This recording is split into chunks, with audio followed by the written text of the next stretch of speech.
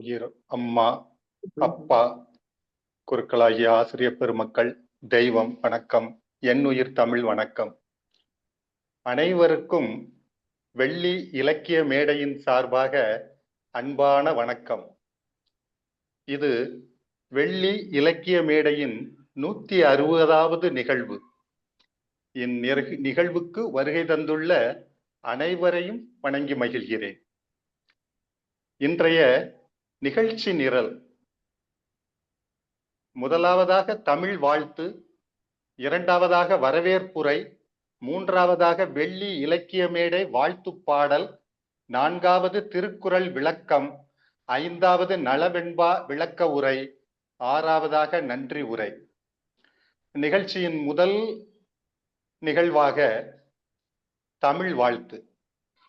உங்கள் வாழ்த்துக்காக தமிழ் அன்னை ஒவ்வொரு வாரமும் எம்மோடு சேர்ந்து தவம் இருக்கிறாள்.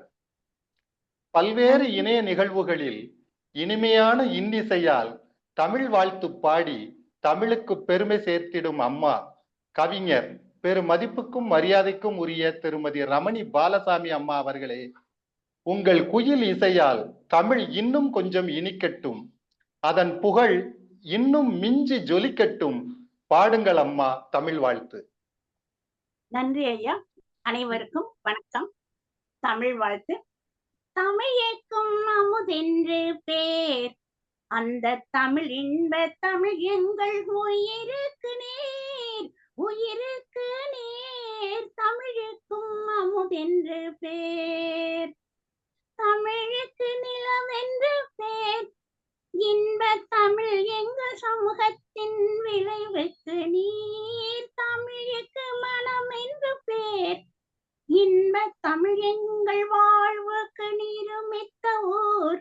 தமிழுக்கு மதுவென்று பேர், தமிழுக்கு மதுவென்று பேர், இன்ப தமிழ் எங்கள் உரிமை செப்பயிருக்கு வேர், பயிருக்கு வேர். தமிழுக்கும் அமுதென்று பேர், தமிழ் எங்கள் இளமைக்கு பால், தமிழ் எங்கள் இளமைக்கு பால், இன்ப தமிழ் நல்ல புகழ் மிக்க புலவர்க்கு மேல், புலவர்க்கு மேல். தமிழ் எங்கள் உயர்வுக்கு வான், இன்ப தமிழ் எங்கள் அசதிக்கு சுடர் தந்த தேன். தமிழ் எங்கள் உயர்வுக்கு வான், இன்ப தமிழ் எங்கள் அசதிக்கு சுடர் தந்த தேன். தமிழுக்கும் அமுதென்று பேர், தமிழ் எங்கள் அறிவுக்கு தோள், இன்ப தமிழ் நல்ல கவிதைக்கு வைரத்தின் வாழ், வைரத்தின் வாழ். தமிழ் எங்கள் பிறவிக்கு தாய், இன்ப தமிழ் எங்கள் வளமிக்க உளமுற்ற தீ. தமிழ் எங்கள் பிறவிக்கு தாய், இன்ப தமிழ் எங்கள் வளமிக்க உளமுற்ற தீ. தமிழுக்கும் அமுதென்று பேர், அந்த தமிழ் இன்ப தமிழ் எங்கள் உயிருக்கு நேர், உயிருக்கு நேர். தமிழுக்கும் அமுதென்று பேர். நன்றி, வணக்கம். மிக்க நன்றி அம்மா. தங்களுடைய வாழ்த்துக்கள் மிக நன்றாக இருந்தது. என்னுடைய ஒரே ஒரு கனிவான விண்ணப்பம், எப்போதெல்லாம் நீங்கள் தமிழ் வாழ்த்து பாடுகிறீர்களோ அப்போதெல்லாம் அந்த பாடலை எழுதிய கவிஞரின் பெயரை உச்சரிக்குமாறு உங்களை பணிவோடு கேட்டுக்கொள்கிறேன். அந்த பெயர் இச்சகம் உள்ளவரை உச்சரிக்கப்பட வேண்டிய பெயர். கனிவான விண்ணப்பம். நன்றி அம்மா, நன்றி. வரவேற்புரை. இது வெள்ளி இலக்கிய மேடையின் 160வது நிகழ்வு. இது ஒரு பெருமைக்குரிய நிகழ்வு. அப்படி என்ன பெருமைக்குரிய நிகழ்வு? 160வது குறளை காணலுற்றேன், உண்ணாது என்று பிள்ளையார் சுழியுடன் துவங்கியது. நாலடியாரை நலம் விசாரித்தேன். 160வது பாடல் உடையார் இவரென்றொரு என்று துவங்கியது பிள்ளையார் சுழியுடன். புறநானூற்றை புரட்டினேன். 160வது பாடல் உரு கெழு ஞாயிற்று ஒன் கதிர் மிசைந்த பிள்ளையார் சுழியுடன் துவங்கியது. சிறப்பு.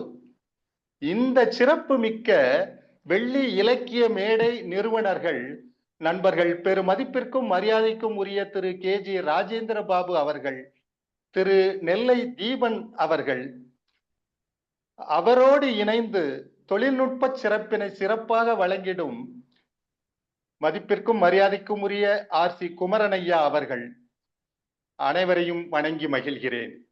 தமிழ் வாழ்த்து பாடிய அம்மா பெருமதிப்பிற்குரிய ரமணி பாலசாமி அம்மா வணங்கி வரவேற்று மகிழ்கிறேன்.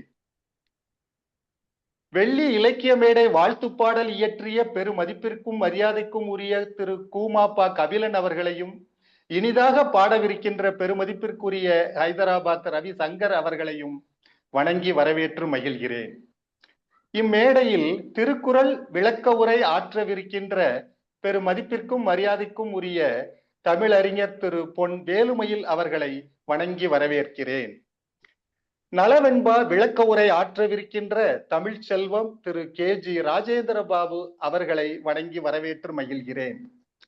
இங்கே அவையிலே அலங்கரிக்கின்ற ஐயா திரு கனகசபாபதி, பொதிகை மு செல்வராஜன் ஐயா, தங்கப்பாண்டியன் ஐயா, லிங்கராஜா ஐயா, தர்மலிங்கம் ஐயா, காவு கிருஷ்ணமூர்த்தி ஐயா, பெருமைக்கும் மதிப்பிற்கும் உரிய பாப்பையா அவர்கள், எனது துறையின் எனது மூத்த அதிகாரி ஐயா திரு நாகூர் மைதீன் அவர்கள், திருமதி சாமி மல்லிகா அவர்கள், இன்னும் இங்கே கலந்து கொண்டுள்ள திருமதி உலகம்மாள் அம்மா அவர்கள் அனைவரையும் வணங்கி வரவேற்று மகிழ்கிறேன். இன்னும் வருகை தர இருக்கின்ற, பின்னர் இணையத்தின் வழியே கண்டு மகிழ இருக்கின்ற தமிழறிஞர் பெருமக்களையும் பெருமதிப்புக்கும் மரியாதைக்கும் உரிய உங்கள் அத்துணை பேரையும் இந்த வெள்ளி இலக்கிய மேடையின் சார்பாக வணங்கி வரவேற்று மகிழ்கிறேன். அன்புடன் சமுகி. நிகழ்ச்சியின் அடுத்த நிகழ்வு வெள்ளி இலக்கிய மேடையின் வாழ்த்து பாடல். கவிஞர் திரு கூமாப்பா கபிலன் அவர்கள் இயற்றிய வாழ்த்து பாடலை ஹைதராபாத் திரு ரவி சங்கர் அவர்கள் பாடுகிறார்கள்.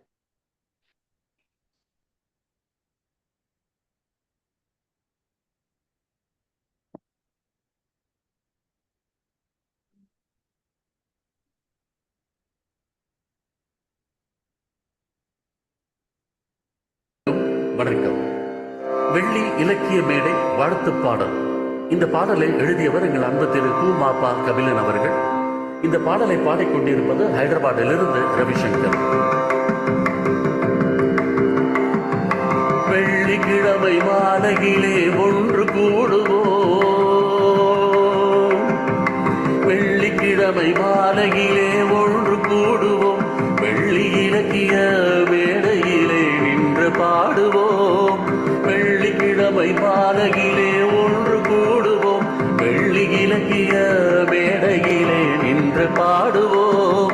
நல்ல தமிழ் இலக்கியத்தை நாமும் பாடுவோம், நல்ல தமிழ் இலக்கியத்தை நாமும் பாடுவோம். துள்ளி ஓடு புள்ளி மாநாடும் ஆடுவோம், நல்ல தமிழ் இலக்கியத்தை நாமும் பாடுவோம். துள்ளி ஓடு புள்ளி மாநாடும் ஆடுவோம். வெள்ளிக்கிழமை மாலையிலே ஒன்று கூடுவோம், வெள்ளி இலக்கிய மேடையிலே நின்று பாடுவோம். வள்ளுவனின் குறளமுதை விரும்பி சொல்லுவோம், தெள்ளு தமிழ் காப்பியத்தை திரும்பச் சொல்லுவோம். வள்ளுவனின் குறளமுதை விரும்பி சொல்லுவோம், தெள்ளு தமிழ் காப்பியத்தை திரும்பச் சொல்லுவோம். வெல்லும் தமிழை உலகின் காதில் கொண்டு செல்லுவோம், வெல்லும் தமிழை உலகின் காதில் கொண்டு செல்லுவோம். நல்ல தமிழ் வாடும் என உறக்க சொல்லுவோம், நல்ல தமிழ் வாடும் என உறக்க சொல்லுவோம். வெள்ளிக்கிழமை மாலையிலே ஒன்று கூடுவோம், வெள்ளி இலக்கிய மேடையிலே நின்று பாடுவோம். கம்பநாடன் சொல்லாடலை கேட்டு ரசிப்போம், கண்ணதாசன் பாடல்களின் தேனை சுவைப்போம். கம்பநாடன் சொல்லாடலை கேட்டு ரசிப்போம், கண்ணதாசன் பாடல்களின் தேனை சுவைப்போம். வெள்ளி மாலை தமிழ் அமுதை ஊடு கழிப்போம், வெள்ளி மாலை தமிழ் அமுதை ஊடு கழிப்போம்.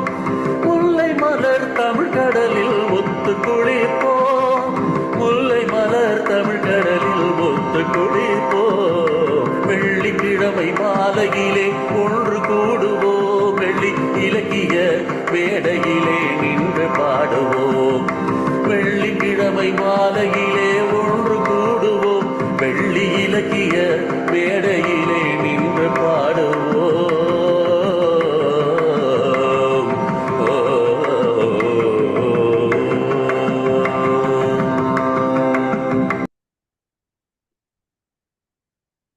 மிக மிக அற்புதமான ஒரு பாடல். நல்ல தமிழ் இலக்கியத்தை நாளும் பாடுவோம், துள்ளி ஓடும் புள்ளிமானாய் நாளும் ஆடுவோம். என்ன அருமையான வரி. நன்றி திரு கூமாப்பா கபிலன் அவர்களே, ரவிசங்கர் அவர்களே.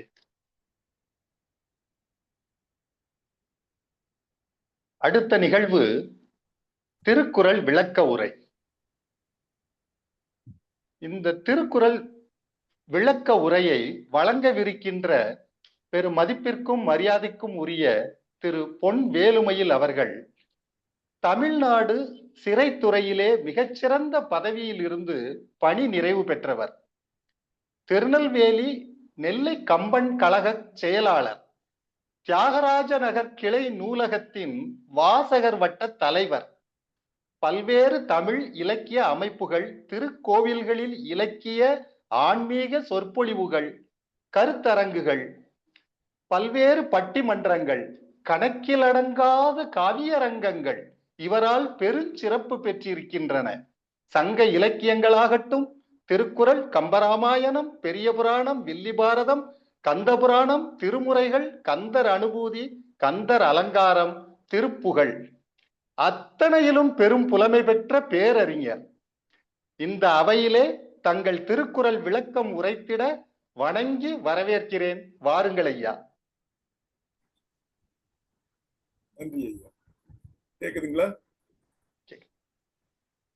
வெள்ளி இலக்கிய மேடை 160வது நிகழ்விலே நலவெண்பாவுக்கு நய உரை வழங்கவிருக்கும் கேஜிஆர் அவர்களை வணங்கி மகிழ்கிறேன். தனக்கே உரிய பாணியில் நெறியாள்கை செய்து கொண்டிருக்கும் அன்புக்குரிய கவிஞர் சமூகி அவர்களையும் வணங்கி மகிழ்கிறேன். தொழில்நுட்பம் ஆளுகின்ற இரட்டையர்கள் கவிஞர் நெல்லை தீபன் ஆர்.சி. குமரன் ஐயா அவர்களையும், இணைப்பிலே இணைந்திருக்கும் அத்தனை சான்றோர் பெருமக்களையும் அனைவரையும் வணங்கி மகிழ்கிறேன்.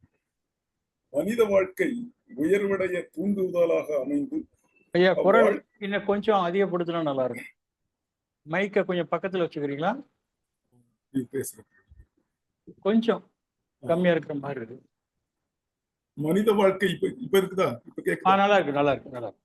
மனித வாழ்க்கை உயர்வடைய தூண்டுதலாக அமைந்து அவ்வாழ்க்கை சிறந்து விளங்க வழிகாட்டும் வாழ்வியல் நூல் திருக்குறள். உலகமே ஒரு சமுதாயமாக விளங்கிக் கொண்டிருக்கின்ற இந்த நாளிலே இச்சமுதாயம் தீதகன்று நலமே வாழ வேண்டும் என்ற எதிர்பார்ப்பும் ஆர்வமும் வாழ்கின்ற நம் ஒவ்வொருவருக்கும் இருக்கிறது என்பதில் ஐயமில்லை. உலகம் என்பது நாடுகளின் கூட்டம், நாடு என்பது ஊர்களின் கூட்டம், ஊர் என்பது இல்லங்களின் கூட்டம். ஆக வாழ்வு இல்லங்களில் தான் பிறக்கிறது. வாழ்வு பிறக்கும் இடம் இல்லமே ஆகும். இல்லமே உலக ஒட்டுமொத்த சமுதாய வாழ்வின் மூலமாக விளங்குகிறது என்றால் மிக இல்லை. ஒவ்வொரு இல்லமும் செம்மைப்படுமானால் உலகம் செம்மைப்படும் என்பது வள்ளுவர் கருத்து. இல்லத்திலே செம்மையான வாழ்வுக்கான வழிமுறைகளை ஆராய்ந்து அவர் தொகுத்து வழங்கிய அதிகாரம் 5வது அதிகாரமான இல்வாழ்க்கை அதிகாரம். அவ்வகையிலே இந்த அதிகாரத்தின் 2 குறள்களை உங்களோடு சேர்ந்து சிந்திக்க முற்படுகின்றேன். இரண்டே இரண்டு செயல்பாடுகள் இல்வாழ்வோருக்கு இருக்குமானால் அவரது இல்வாழ்க்கை இடரின்றி சீராக செல்லும் என்கிறார் வள்ளுவர். அதாவது வாழ்ந்து பார்த்து பட்டறிவு கொண்டு நம் முன்னோர்கள் கண்டறிந்து சொன்ன விதித்தன ஒழுகியும் விலக்கியன ஒழித்து வாழுதலும் அவ் 2 செயல்பாடுகளாகும். ஒன்று பழிவராமல் காத்து வாழுதல், மற்றொன்று உள்ளதை மற்றவரோடு பகிர்ந்துண்டு உண்டு வாழுதல். பழியஞ்சி பாத்து உன் உடைத்தாயின் வாழ்க்கை பழியஞ்சல் எஞ்ஞான்றும் இல் என்பது வள்ளுவர். இந்த பழி அஞ்சுதல் என்பதற்கு பொருள் ஈட்டும் பொழுது பழிபாவத்திற்கு அஞ்சி தீய வழியை நீக்கி நல்வழியிலே பொருளை ஈட்ட வேண்டும் என்று உரை வகுத்தார்கள் உரையாசிரியர்கள். இல்வாழ்வானுக்கு பழி ஏற்படுமாறு உண்டாகும் சூழல்கள் பொருள் சேர்ப்பதில் மட்டும்தானா வருகிறது என்பதால் அல்ல என்றுதான் கூற முடியும். பல வழியிலே அந்த பழி வந்து ஒருவனுக்கு சேருகிறது. குறிப்பாக சொல்ல போனால் தன் பொருளின் மீது கொண்ட பற்று, பிறரிடம் கொள்ளும் சினம், பிறருக்கு வழங்காது தானும் அனுபவிக்காத கடும் பற்று, பிறர் பொருளின் மீது கொண்ட பேராசை, தான் மட்டுமே உலக இன்பங்களை அனுபவிக்க பிறந்தவன் என்னும் அகங்காரம், பிறர் உயர்வின் மீது கொள்ளும் பொறாமை ஆகிய 6 வகை மனக்குற்றங்களினால் பழி வந்து சேர்கிறது. வடநூலார் இக்குற்றங்களைத்தான் காம, குரோத, லோப, மோக, மத, மாச்சரியம் என்பார்கள். ஆகவே எவ்வகையிலும் பழி வராமல் காத்துக்கொண்டால் இல்வாழ்க்கை எக்காலத்திலும் இடரின்றி தடையின்றி பயணிக்கும் என்கிறார் வள்ளுவர். அடுத்து, இல்வாழ்க்கைக்கு பாத்தூள் உடைத்ததாய் இருத்தல் வேண்டும். பாத்தூள் என்பதற்கு பகுத்து உண்ணுதல் என்று பொருள்.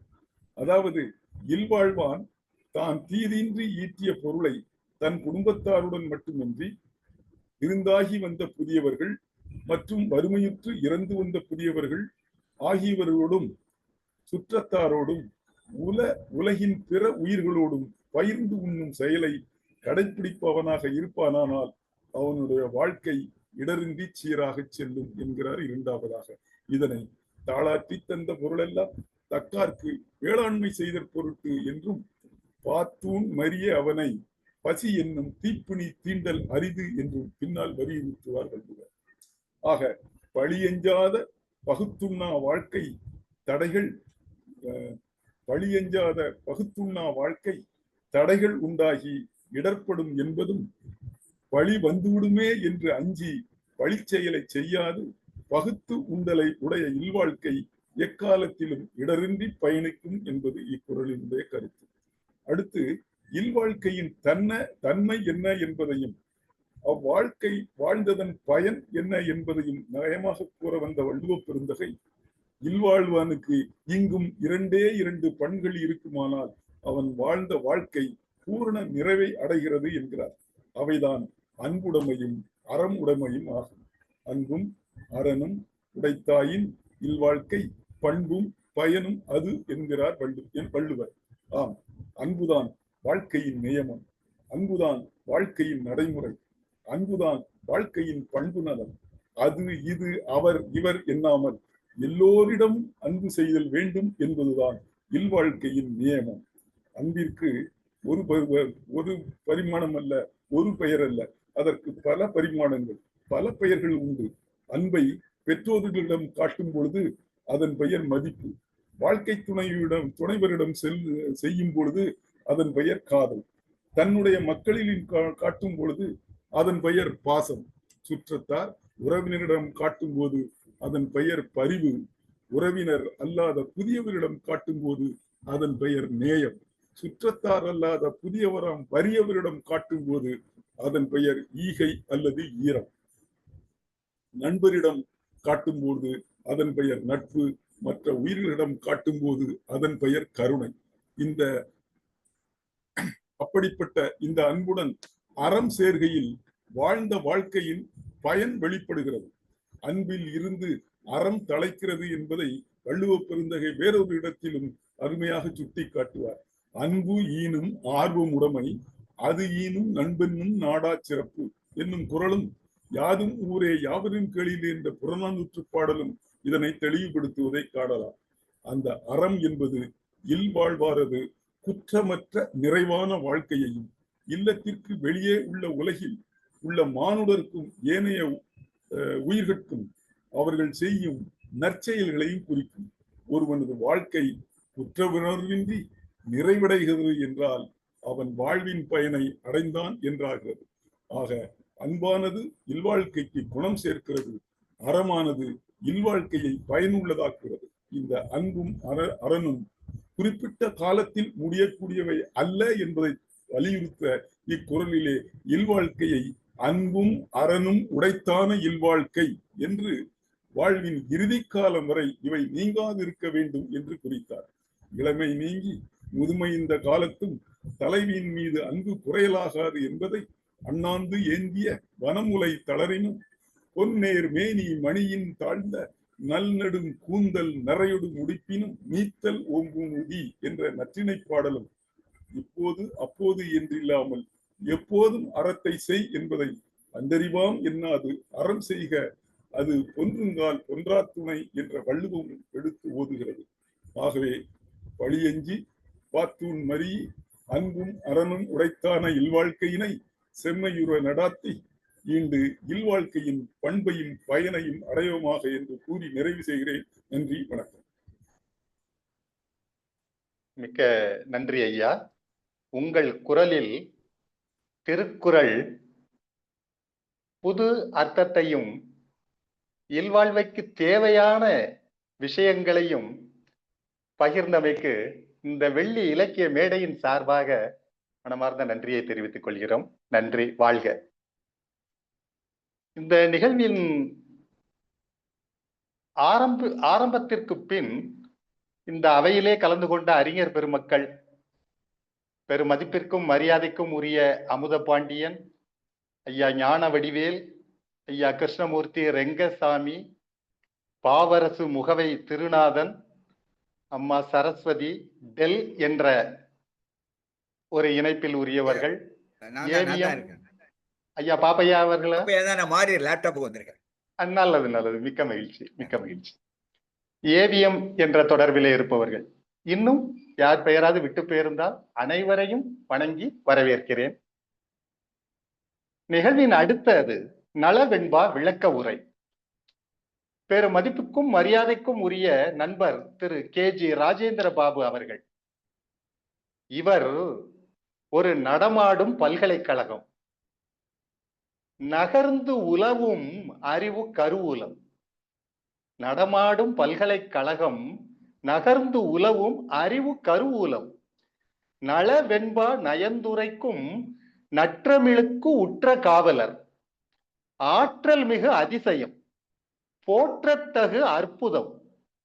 ஆழமான கருத்துக்களுக்கும் அழுத்தமான உச்சரிப்புகளுக்கும் சொந்தக்காரர். தகைசால் அறிஞர் வெண்பா வேந்தர். விழுமிய சொல்லும் கெழுமிய பொருளும் கொண்டு செறிவு தெளிவு முதலிய குணங்களும் தன்மை நவிர்ச்சி உவமை விரிச்சி சொல்லும் அற்புதம் அவருக்கே உரித்தது.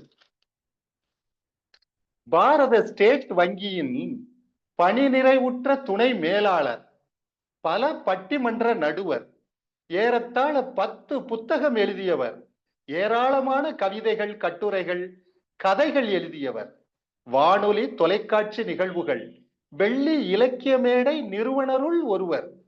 இணைய வழியிலே இவர் உரையில் கம்பராமாயணமும் சிலம்பும் மேகலையும் சலங்கை கட்டி நடனமாடின.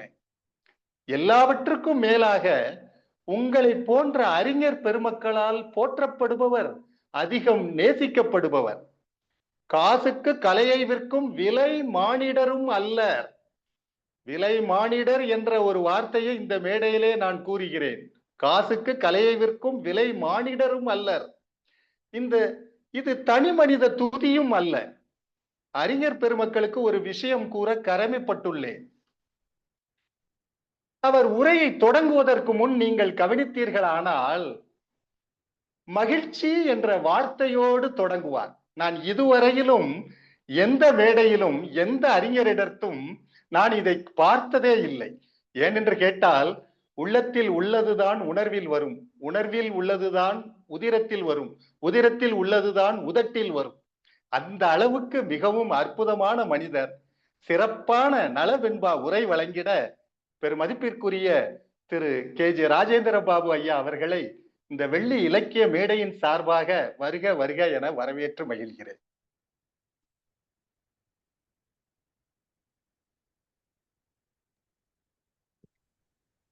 ஆரம்பிக்கலாமா? மகிழ்ச்சி. வெள்ளி இலக்கிய மேடை 160வது நிகழ்ச்சி.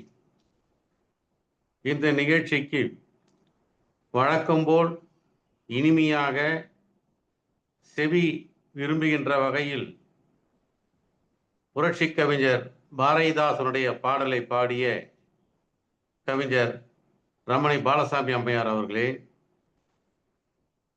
நம்முடைய வெள்ளி இலக்கிய மேடையில் ஒவ்வொருவரும் ஒவ்வொரு பாணியிலே நெறியாள்கை நிகழ்த்தி கொண்டிருக்கிறார்கள்.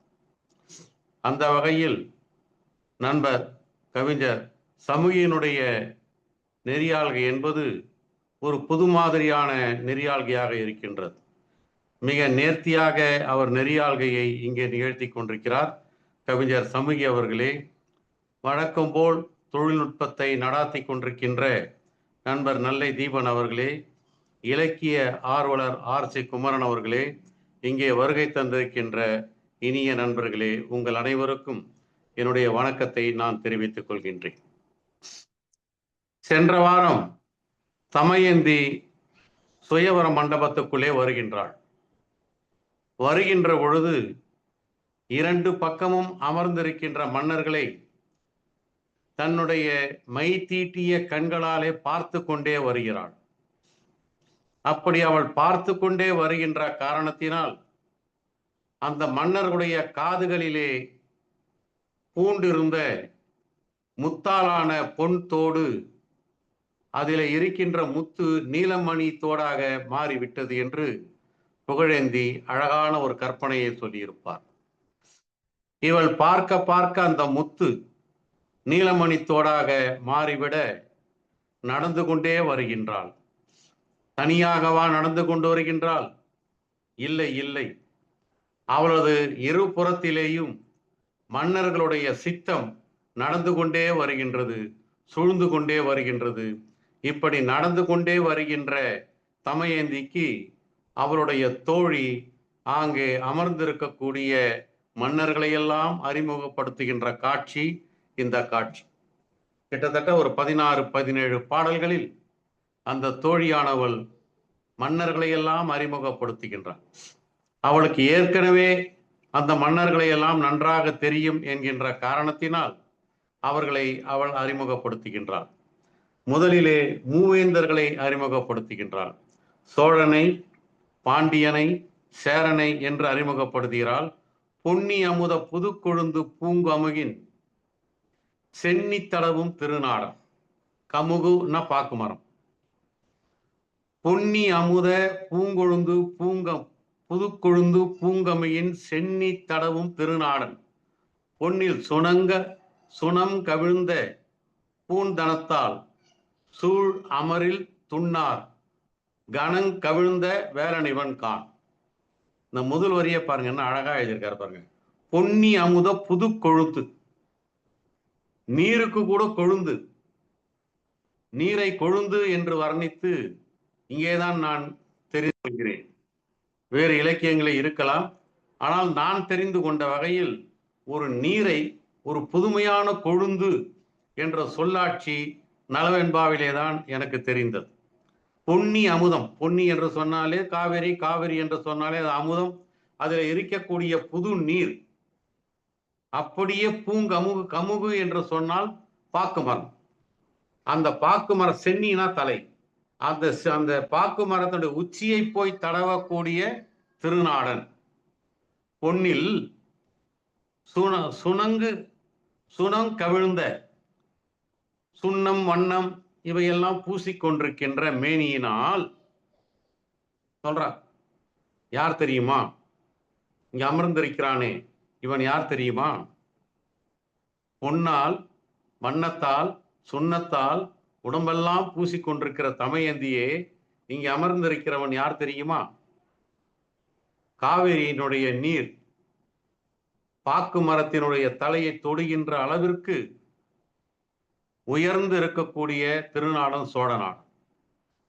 அது அவன் நாட்டினுடைய சிறப்பு. அவனுடைய சிறப்பு சூழ் அமரிர் துண்ணார். துண்ணார் என்று சொன்னால் பகைவர்கள்னு அர்த்தம். இந்த வார்த்தையை கண்ணதாசன் ஒரு இடத்துல பயன்படுத்துவார். நேரு மறைந்து நினைவு நாள் பொழுது 1-2 ஆண்டு ஆன பிறகு ஆனந்த விகடனிலே ஒரு கவிதை எழுதியிருந்தார். காதலன் பிரிந்த காதலங்கிளியால் கண்ணுறங்காவிடில் காமம் எனப்படும்.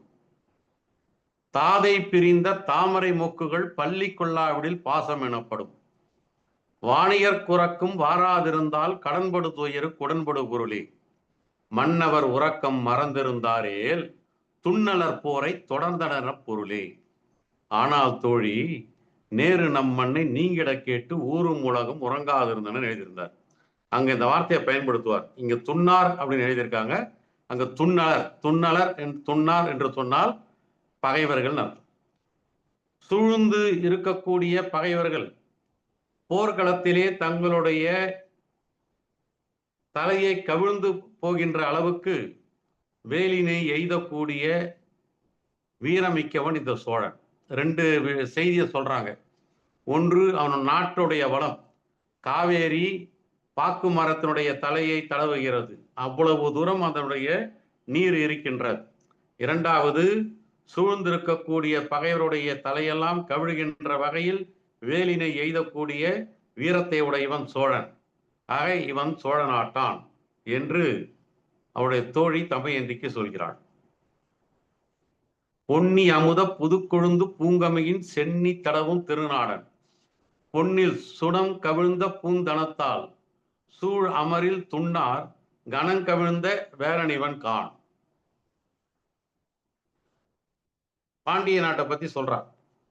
போர்வாய் வடிவேலார் போடப்படாதோரும் சூர்வாய் மதரரிக்கன் தோகாய் கேள். பார்வாய் பருத்ததோர் மால்வரையை பண்டொருகார் சென்றால் திரித்த கோ இங்கிருந்த சேய். சேய்னா ரெண்டு விதமான அர்த்தம் இருக்கு. முருகன் ஒரு அர்த்தம் இருக்கு, தலைவன் ஒரு அர்த்தம் இருக்கு. ஆக ரெண்டும் பொருந்தும். தலைவன்னு சொல்லலாம், முருகன்னு சொல்லலாம். இங்க பெரும்பாலும் நம்ம தலைவன்னு எடுத்துக்கொள்ளலாம். ஏன்னா எல்லாரையுமே அவள் செய்ன்னு பல இடங்களில் சொல்ற காரணத்தினால் நாம் தலைவன், அந்தந்த நாட்டுக்குரிய தலைவன். இங்கே தமையந்தியை பற்றி ஒரு வர்ணனை. போர்வாய் வடிவேலார் போழப்படாதவரும், போரிலே வேளால் பகிரப்படாதவரும், கிழிக்கப்படாதவர் கூட, அவங்க மேல வேல் எய்தால் அவர்களுடைய மார்பு கிழிக்கப்படாதாம். அந்த அளவுக்கு கனமான மலையளவு மார்பு. போர்வாய் வடிவேலார் போழப்படாதோரும். ஆனா அப்படிப்பட்ட மார்பு சூர்வாய் மதரரிக்கன் தோகாய் கேள். சூர்வாய்னா அச்சமூட்டக்கூடிய, மதர்னா மதர்த்த, அரிக்கன்னா வரிகள் இருக்கக்கூடிய கண். இந்த வாளாலும் வேளாலும் கிழிக்கப்படாத மார்பை கூட கிழிக்கக்கூடிய கண்களை உடைய தோகையான தமையந்தியே கேள். பார்வாய், வாய்னா இடத்தில். இங்க வர எல்லாமே வாய் வாய்ன்றனா இடத்தில் தான் அர்த்தம். போர்வாய்னா போர் இடத்தில், சூர்வாய்னா அச்சம் தரக்கூடிய. பருத்ததோர் மால்வரையை பண்டொருகால் சென்றால் திரித்தக்கோ இங்கிருந்த செய். பருத்திருக்கக்கூடிய வலிமையான மலையை அந்த காலத்தில் செண்டாலை அடித்து சுழல விட்ட சேய் தலைவன் இவன். அது யாருன்னு கேட்டா உக்கிரகுமார பாண்டியன்னு சொல்றாங்க. இந்த உக்கிரகுமார பாண்டியனை பத்தி ரெண்டு விதமான செய்தி உண்டு.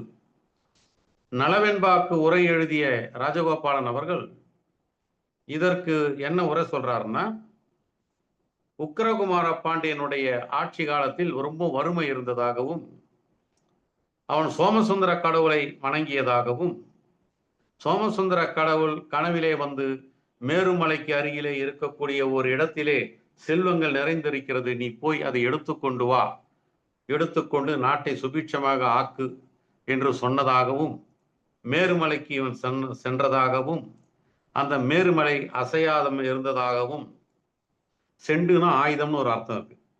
செண்டுனா பூச்செண்டு மட்டும் இல்லை, ஆயுதத்துக்கும் செண்டுன்னு பேர். ஆகவே ஒரு ஆயுதத்தால் அடித்து அந்த மலையை நகர்த்தியதாகவும், அங்கே இருந்து அந்த புதையலை எடுத்து கொண்டு வந்ததாகவும் ஒரு தகவல் உண்டு. சிலப்பதிகாரத்திலே கூட இப்படி ஒரு தகவல் உண்டு. அங்கேயும் உக்கிரகுமார பாண்டியனை பற்றி ஒரு செய்தி. மாடலமறையோன் பாண்டியர்களை புகழ்ந்து பேசுகின்ற பொழுது இந்த உக்கிரகுமார பாண்டியனையும் புகழ்ந்து பேசுகிறான். என்ன சொல்கிறான்?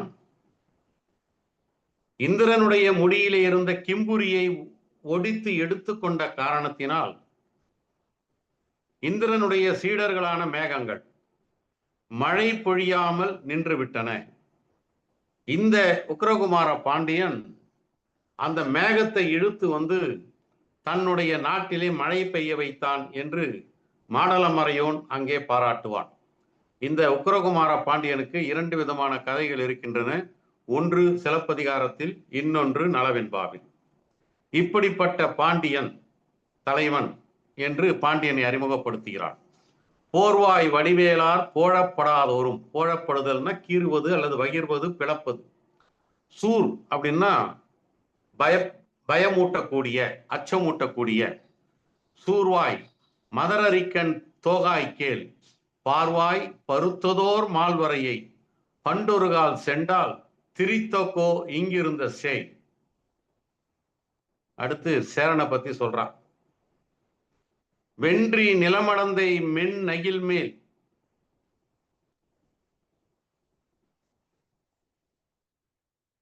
வெண் துயில் போல், வென்றி நிலமடந்தை வெண் நகில் மேல் வெண் துயில் போல், குன்றறிவிப்பாயும் குடநாடன், நின்ற புகழ் மாதே இவன் கண்டாய், மானத் தனிக்கொடியின் மீதே சிலை உயர்த்த வேந்து. எல்லாத்துக்கும் உங்களுக்கு அர்த்தம் தெரியும். மானத் தனிக்கொடின்னா புகழ் வாய்ந்த தனிக்கொடி, அல்லது அந்த ஒரு தேசத்துக்கு, அந்த சேரனுக்கு பெருமை ஊட்டக்கூடிய ஒரு தனிக்கொடி. சிலை அப்படின்னா வில். சேரனுடைய சின்னம் வில். உயர்த்த அப்படின்னா பொறித்தன்னு அர்த்தம், அல்லது அந்த கொடியை மேம்படுத்துகின்றன்னு அர்த்தம். இந்த வில் தான் அந்த கொடியை மேம்படுத்துகிறது. அந்த வில் பொறித்த கொடி, அவ்வளவுதான். வென்றி நிலமடந்தை மென் நகில் மேல் வெண் துயில் போல். இந்த நிலமடந்தையினுடைய மேனியில் ஒரு முகில் மாதிரி, வெண்மேகம் மாதிரி, வெண்முகில் ரொம்ப தெளிவா போட்டார். அருவி வந்து வெள்ளையா தான் இருக்கும், அதனால வெண்முகில். அந்த நிலமடந்தையினுடைய மேனியில், அதாவது மலையில், வெண் துயில் போல், குன்றறிவிப்பாயும் குணநாடன். அங்க வந்து அருவிப்பாய் தான். அப்படிப்பட்ட நாடன். அங்க சோழனுக்கு நாட்டை வர்ணித்து சொன்ன மாதிரி இங்கே சேரனுக்கு வர்ணித்து சொல்றான். அங்க பாக்கு மரத்தை தொடக்கூடிய காவேரி என்று சொன்னால், இங்கே குன்றருவியானது நிலமடந்தையினுடைய மேனியிலே வருகின்ற வெண்முகில் மாதிரி இருக்கிறது என்று அந்த நாட்டை புகழ்கிறாள். மாதே இவன் யார் தெரியுமா? பெருமைமிக்க கொடியில் வில்லை பொறித்த வேந்தன் சேரன் என்று சொல்றான். வென்றி நிலமடந்தை மென் நகில் மேல் வெண் துயில் போல். இந்த வார்த்தை அப்படியே வந்து நம்ம சிலப்பதிகாரத்துல பார்த்திருக்கோம், இந்திர விழா காதையில பார்த்திருக்கோம். அலை நீர் ஆடை அப்படின்னு பார்ப்போம். மலை நகில் ஆகத்து, மலை போன்ற உடம்பில், ஆகத்தில் மார்பகத்தில், ஆரப்பேரியாறு, ஆரம் போல் இருக்கக்கூடிய பெரிய ஆறு. இங்க வந்து வெண்துயில சொல்றாங்க, அங்க ஆரம், ஆரத்துக்கு வர்ணிக்கிறாங்க.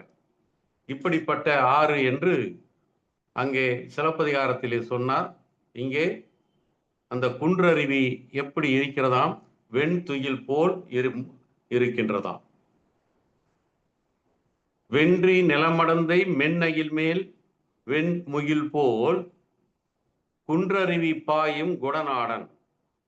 குட அப்படின்னு சொன்னா மேற்கு நாடு. குணவாயிற் கோட்டத்து அரசு துறந்திருந்த குடக்கோ சேரல். ஏற்கனவே நம்ம அதை பலமுறை பார்த்திருக்கோம். குட அப்படின்னா மேற்கு நாடு, மேற்கு நாடுனா சேரநாடு. குன்றருவி பாயும் குடநாடன், நின்ற புகழ் மாதே இவன் கண்டாய். புகழ்மிக்க பெண்ணே, இதை பார், இவன் யார் தெரியுமா? மானத் தனிக்கொடியின் மீதே சிலை உயர்த்த வேந்து. அவனுடைய பெருமைமிக்க கொடியில் வில்லை பொறித்த சேரன் இவன். வென்றி நிலமடந்தை மென்னகில் மேல் வெண்முகில் போல், குன்றருவி பாயும் குணநாடன், நின்ற புகழ் மாதே இவன் கண்டாய். மானத் தனிக்கொடியின் மீதே சிலை உயர்த்த வேந்து.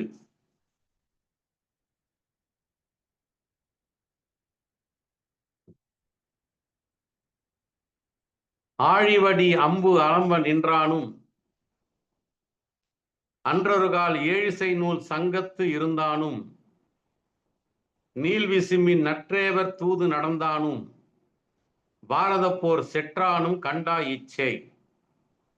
யதுகுலவேந்தனை பற்றி, யதுகுலவேந்தனுடைய முன்னோர்கள்லாம் எப்படிப்பட்டவர்கள் என்று சொல்கின்ற ஒரு பாட்டு. ஆழி வடி அம்பு அலம்பு நின்றானும். கார்த்தவீரியன் ஒருத்தன் இருந்திருக்கான். கம்பராமாயணத்துல விபூஷன் சொல்வார், ராவணன் கிட்ட சொல்லுவான், உன்னை யாராலும் ஜெயிக்க முடியாதுன்னு நினைக்காத மனிதர்களால் கார்த்தவீரியன் உன்னை ஜெயிச்சிருக்கான் அப்படின்னு. அந்த கார்த்தவீரியன் ராவணனை சிறைப்படுத்தி இருக்கின்றான். அவனை மீட்பதற்காக வந்த அரக்கர்களை எல்லாம் கார்த்தவீரியன் வென்று அந்த ரத்தம் தோய்ந்த அம்பை அந்த அங்கிருந்தக்கூடிய ஆற்றிலும் கடலிலும் அலம்பி இருக்கிறான். அதுதான் சொல்றார், ஆழி வடி அம்பு அலம்ப நின்றானும் அன்றொரு கால் ஏழிசை சங்கத்து இருந்தானும். நாரதருக்கும் இன்னொருவருக்கும் ஒரு இசை போட்டி நடந்த பொழுது அவர்களுக்கு இடையிலே ஒரு மத்தியஸ்தராக இருந்த நடுவராக இருந்த பெருமை நம்ம அந்த கார்த்தவீரியனுக்கு உண்டு. விஸ்வாவசுன்னு பேர். நாரதருக்கும் விஸ்வாவசு என்கின்றவருக்கும் ஒரு இசை போட்டி நடந்த பொழுது அதற்கு நடுவராக இருந்தவன் அந்த கார்த்தவீரியன். இந்த ரெண்டு செய்தியை சொல்றார். நீல் விசும்பின் நற்றேவர் தூது நடந்தானும், அதாவது தேவர்களின் பொருட்டாக தூது நடந்தவன் கிருஷ்ணன், கண்ணன். பாரத போர் செற்றானும், பாரத போரிலே வெற்றி கொண்டவனும் அல்லது பங்கெடுத்து கொண்டவனும் அவனும் கண்ணன். ஆக இந்த இரண்டு பேரும் யதுகுலத்தை சார்ந்தவர்கள். அவர்களுடைய வம்சத்திலே வந்த தலைவன் இவன். இதுல ஆழி வடி அம்பு அலம்புன்னு ஒரு பாடம் இருக்கு. இன்னொரு பாடம் என்ன சொல்றாங்கன்னா, ஆழி வடி வளம்பு அப்படின்னு ஒரு பாண்டியன் இருந்ததாகவும் சொல்றாங்க. அதை பத்தி நமக்கு சரியா கதை தெரியல. ஆனா அப்படி ஒரு பாண்டியன் இருந்திருக்கிறான், அவனைத்தான் இது குறிக்கிறது என்றும் சொல்கிறார்கள். நம்ம அந்த கார்த்தவீரியனே வைத்துக் கொள்வோம், அதுவும் கதைகள் தான், புராணம் தான். ஆழிவடி அம்பு அலம்ப நின்றானும் அன்றொரு கால் ஏழிசை நூறு சங்கத்து இருந்தானும். இது ரெண்டு கார்த்தவீரியன். நீல் விசும்பின் நற்றேவர் தூது நடந்தானும் பாரத போர் செற்றானும், இது கண்ணன். இவர்களை முன்னோர்களாக கொண்ட அல்லது இவருடைய வம்சத்திலே வந்த தலைவன் இவன், யதுகுல வேந்தன் என்று அறிமுகப்படுத்துறான்.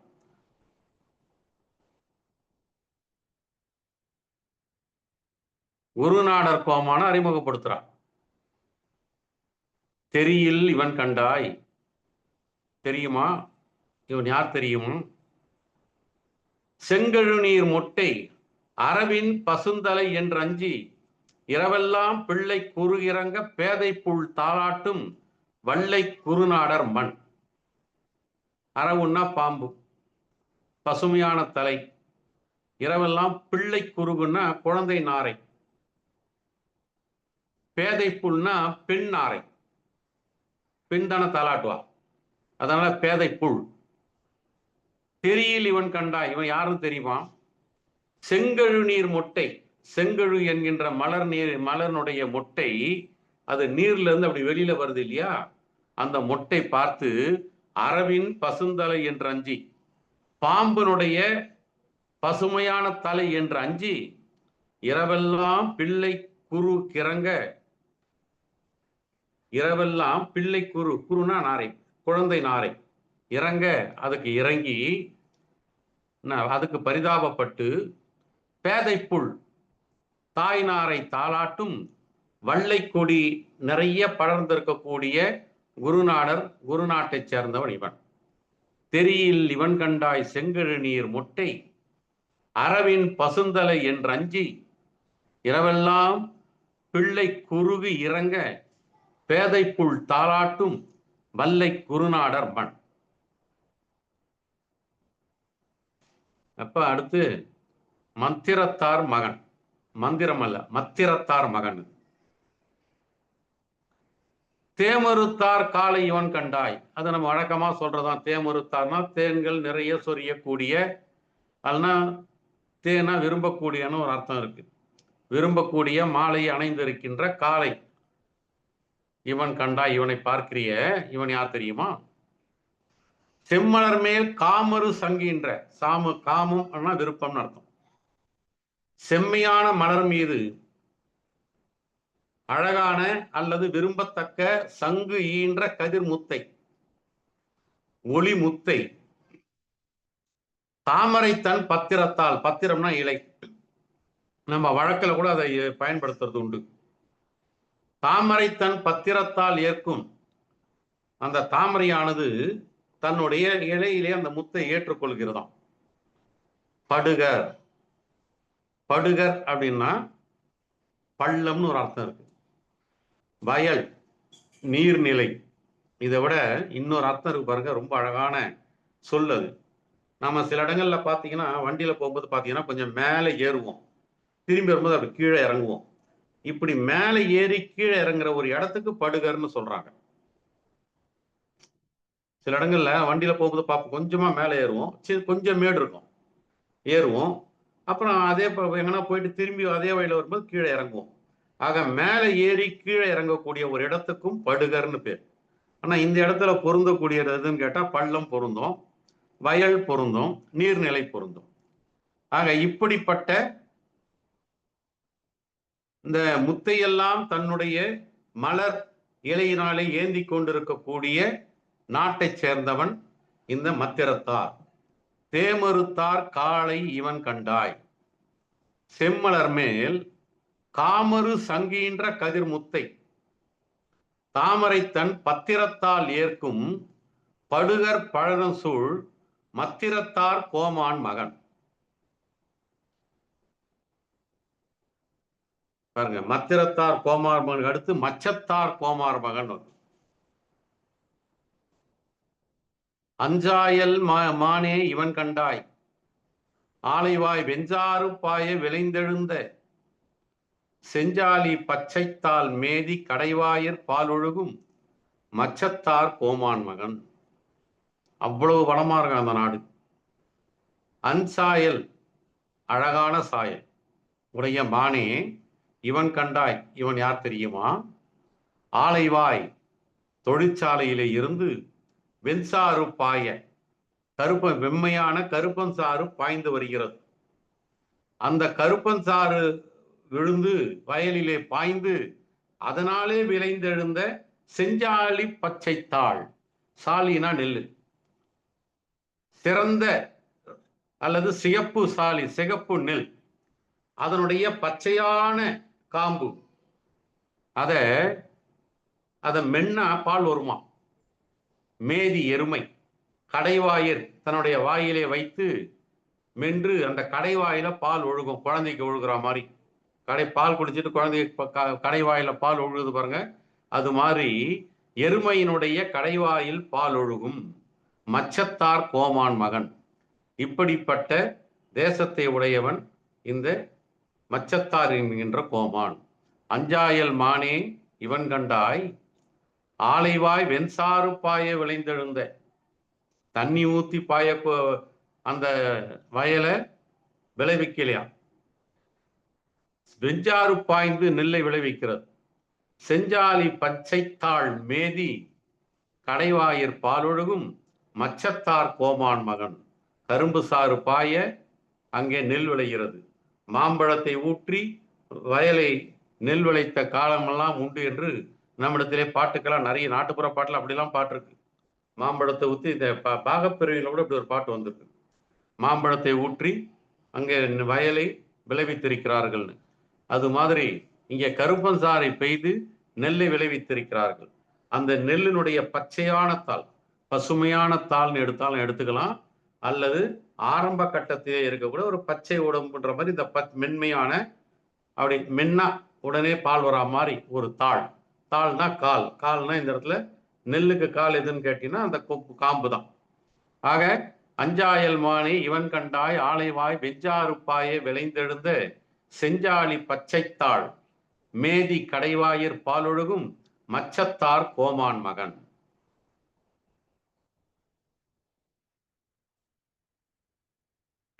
ஒரு அழகான பாட்டுக்கு அது. அதாவது ஒரு குவளை பூல வண்டு இருக்கு. அந்த குவளை பூவை எருமை கடா வந்து மெல்ல போகுது. அந்த வண்டு ஒரு ரீங்காரம் பண்ணுது பாருங்க. அந்த ரீங்காரத்தை கேட்டுட்டு அது மெல்லாம அப்படியே நிக்குதாம். எப்படி பாருங்க, அந்த எருமைக்கு கூட அந்த இசையினுடைய உணர்வு இருக்குன்றதை இந்த பாட்டுல தான் நான் பாக்குறோம். இந்த எருமை கடாவுக்கு கூட கடா அப்படின்னா 2 அர்த்தம் உண்டு. கடான்னா எருமை, அருங்கடான்னா அருமையான கடா. இருங்கடா யானை, கடா அப்படின்னு சொன்னா மதம் பிடித்தேன்னு அர்த்தம். கடா யானை இந்த திருவள்ளுவர் பயன்படுத்தியிருக்கார், நான் பல முறை சொல்லியிருக்கேன். கடா களிற்றின் மேல் கட்படா அப்படின்னு சொல்லுவார். கடா யானைன்னா மதம் பிடித்த யானைன்னு அர்த்தம். கட்படாம்னா முகத்துல போடக்கூடிய திரைக்கு கட்படாம்னு பேர். ஆக இந்த எருதானது அந்த குவளை பூவை வந்து மெல்ல போகுது, வாயில வச்சிருது. ஆனால் அதுல ஒரு பாட்டு கேட்குது அப்படின்ன உடனே அது உண்ணாம அப்படியே வச்சிருக்கோம். வண்ண குவளை மலர் வவ்வினா கவுதல்னு அர்த்தம். வண்டெடுத்த பன்னீர் செவி வைத்து பைங்குவலை உண்ணாது அருங்கடா நிற்கும் அவந்தி நாடாலும் இருங்கடா யானை இவன். எப்படிப்பட்ட பாட்டு பாருங்க. வண்ண குவளை, அழகான குவளை. குவளையினுடைய நிறம் வந்து கருப்பு. கருப்புன்னு சொல்ல வேண்டியது இல்லை, குவளைன்னு சொன்னாவே அது கருப்புன்னு தான் அர்த்தம். வண்ணக்குவளை மலர் வவ்வி, அந்த மலரை வந்து அப்படியே கவ்விக்கொள்கிறது. அந்த மலருக்குள் இருந்த வண்டானது பாட்டு பாடுது, ரீங்காரம் இடுகிறது. வண்டெடுத்த பன்னீர் செவி வைத்து, அந்த மலருக்குள்ள இருக்கிற வண்டு பாட்டு பாடுது இல்லையா, அதுல காது கேக்குதான் அது எருமைக்கு. அதிலே காதை வைத்து பைங்குவலை உண்ணாது அருங்கடா நிற்கும். பசுமையான குவளையை உண்ணாமல், அது உண்ணக்கூடிய பசுமையான குவளை. நாம ஏற்கனவே பார்த்திருக்கோம். அந்த எருமையானது குவளையை மென்று உமிழ்ந்திருக்கக்கூடிய முற்றம்னு. அந்த குவளையினுடைய குவளைகளை பார்க்கிற பொழுது ஒரு சிறு கண் மாதிரி, குறிக்கொண்டு நோக்காமையெல்லாம் ஒரு கண் சிறக்கணித்தார் போன நகம்னு திருவள்ளுவர் சொன்னார் இல்லையா, அந்த ஒரு கண் சிறக்கணித்த மாதிரி அந்த குவளை அங்க இருக்கான், அந்த முற்றத்துல இருக்கான். அந்த எருதுகள் சாப்பிட்டு போட்ட குவளை. ஆக ஏற்கனவே குவளையை எருதுகள் சாப்பிட்டன என்று நலவெண்பாளர் சொல்றாரு. ஆனா இந்த இடத்துல அந்த குவளை பூவை அந்த எருது சாப்பிடாமல் இருக்கிறது. ஏனென்றால் வண்டினுடைய ரீங்காரத்திலே அது காதை வைத்திருக்கிறது.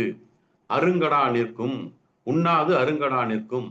இப்படி இருக்கு அந்த கடா நின்று கொண்டிருக்கக்கூடிய அவந்தி நாடாலும், அவந்தி என்கின்ற நாட்டை ஆளுபவன் இருங்கடா யானை அவன், மத யானை போன்றவன் இவன், அல்லது யானைப்படையில நிறைய வைத்திருப்பவன் அவன். வண்ண குவளை மலர் வவ்வி வண்டெடுத்த பன்னீர் செவி வைத்து பைங்குவலை உண்ணாது அருங்கடா நிற்கும் அவந்தி நாடாலும் இருங்கடா யானை இவன். இந்த கற்பனை அப்படியே சிலப்பதிகாரத்துல உண்டு. வஞ்சி காண்டத்துல பாத்தீங்கன்னா இந்த யானைகள்லாம் இந்த வயல்ல வருது. சேரன் வடதிசையை வென்று விட்டு அவன் வரான். அந்த யானைகளும் அந்த வயலுக்குள்ள வரணும். வேற ஊருக்குள்ள இருக்கிற யானைகள்லாம் அந்த வயல்ல வருது. அப்ப அந்த பரண்மையில் இருக்கிற பெண்கள்லாம் பாட்டு பாடுறாங்க. யானைகளே, வென்று விட்ட சேரனோடு யானைகள் வருகின்றன, அதற்கு நீங்கள் வழிவிட்டு நில்லுங்கள்னு அவங்க பாட்டு பாடுறாங்க. இங்க உள்ள வந்த அந்த யானைகள் இருக்கு பாருங்க, அங்க இருந்த நெல் எதையுமே எந்த பயிருமே சாப்பிடலையாம்.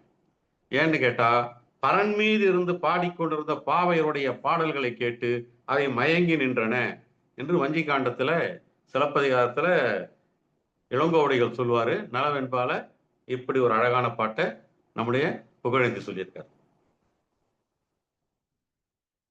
வண்ண கோலை மலர்வப்பி வண்டெடுத்த பன்னீர் செவி வைத்து பைங்கோலை உண்ணாது அருங்கடா நிற்கும் அவந்தி நாடாலும் இருங்கடா யானை இவன்.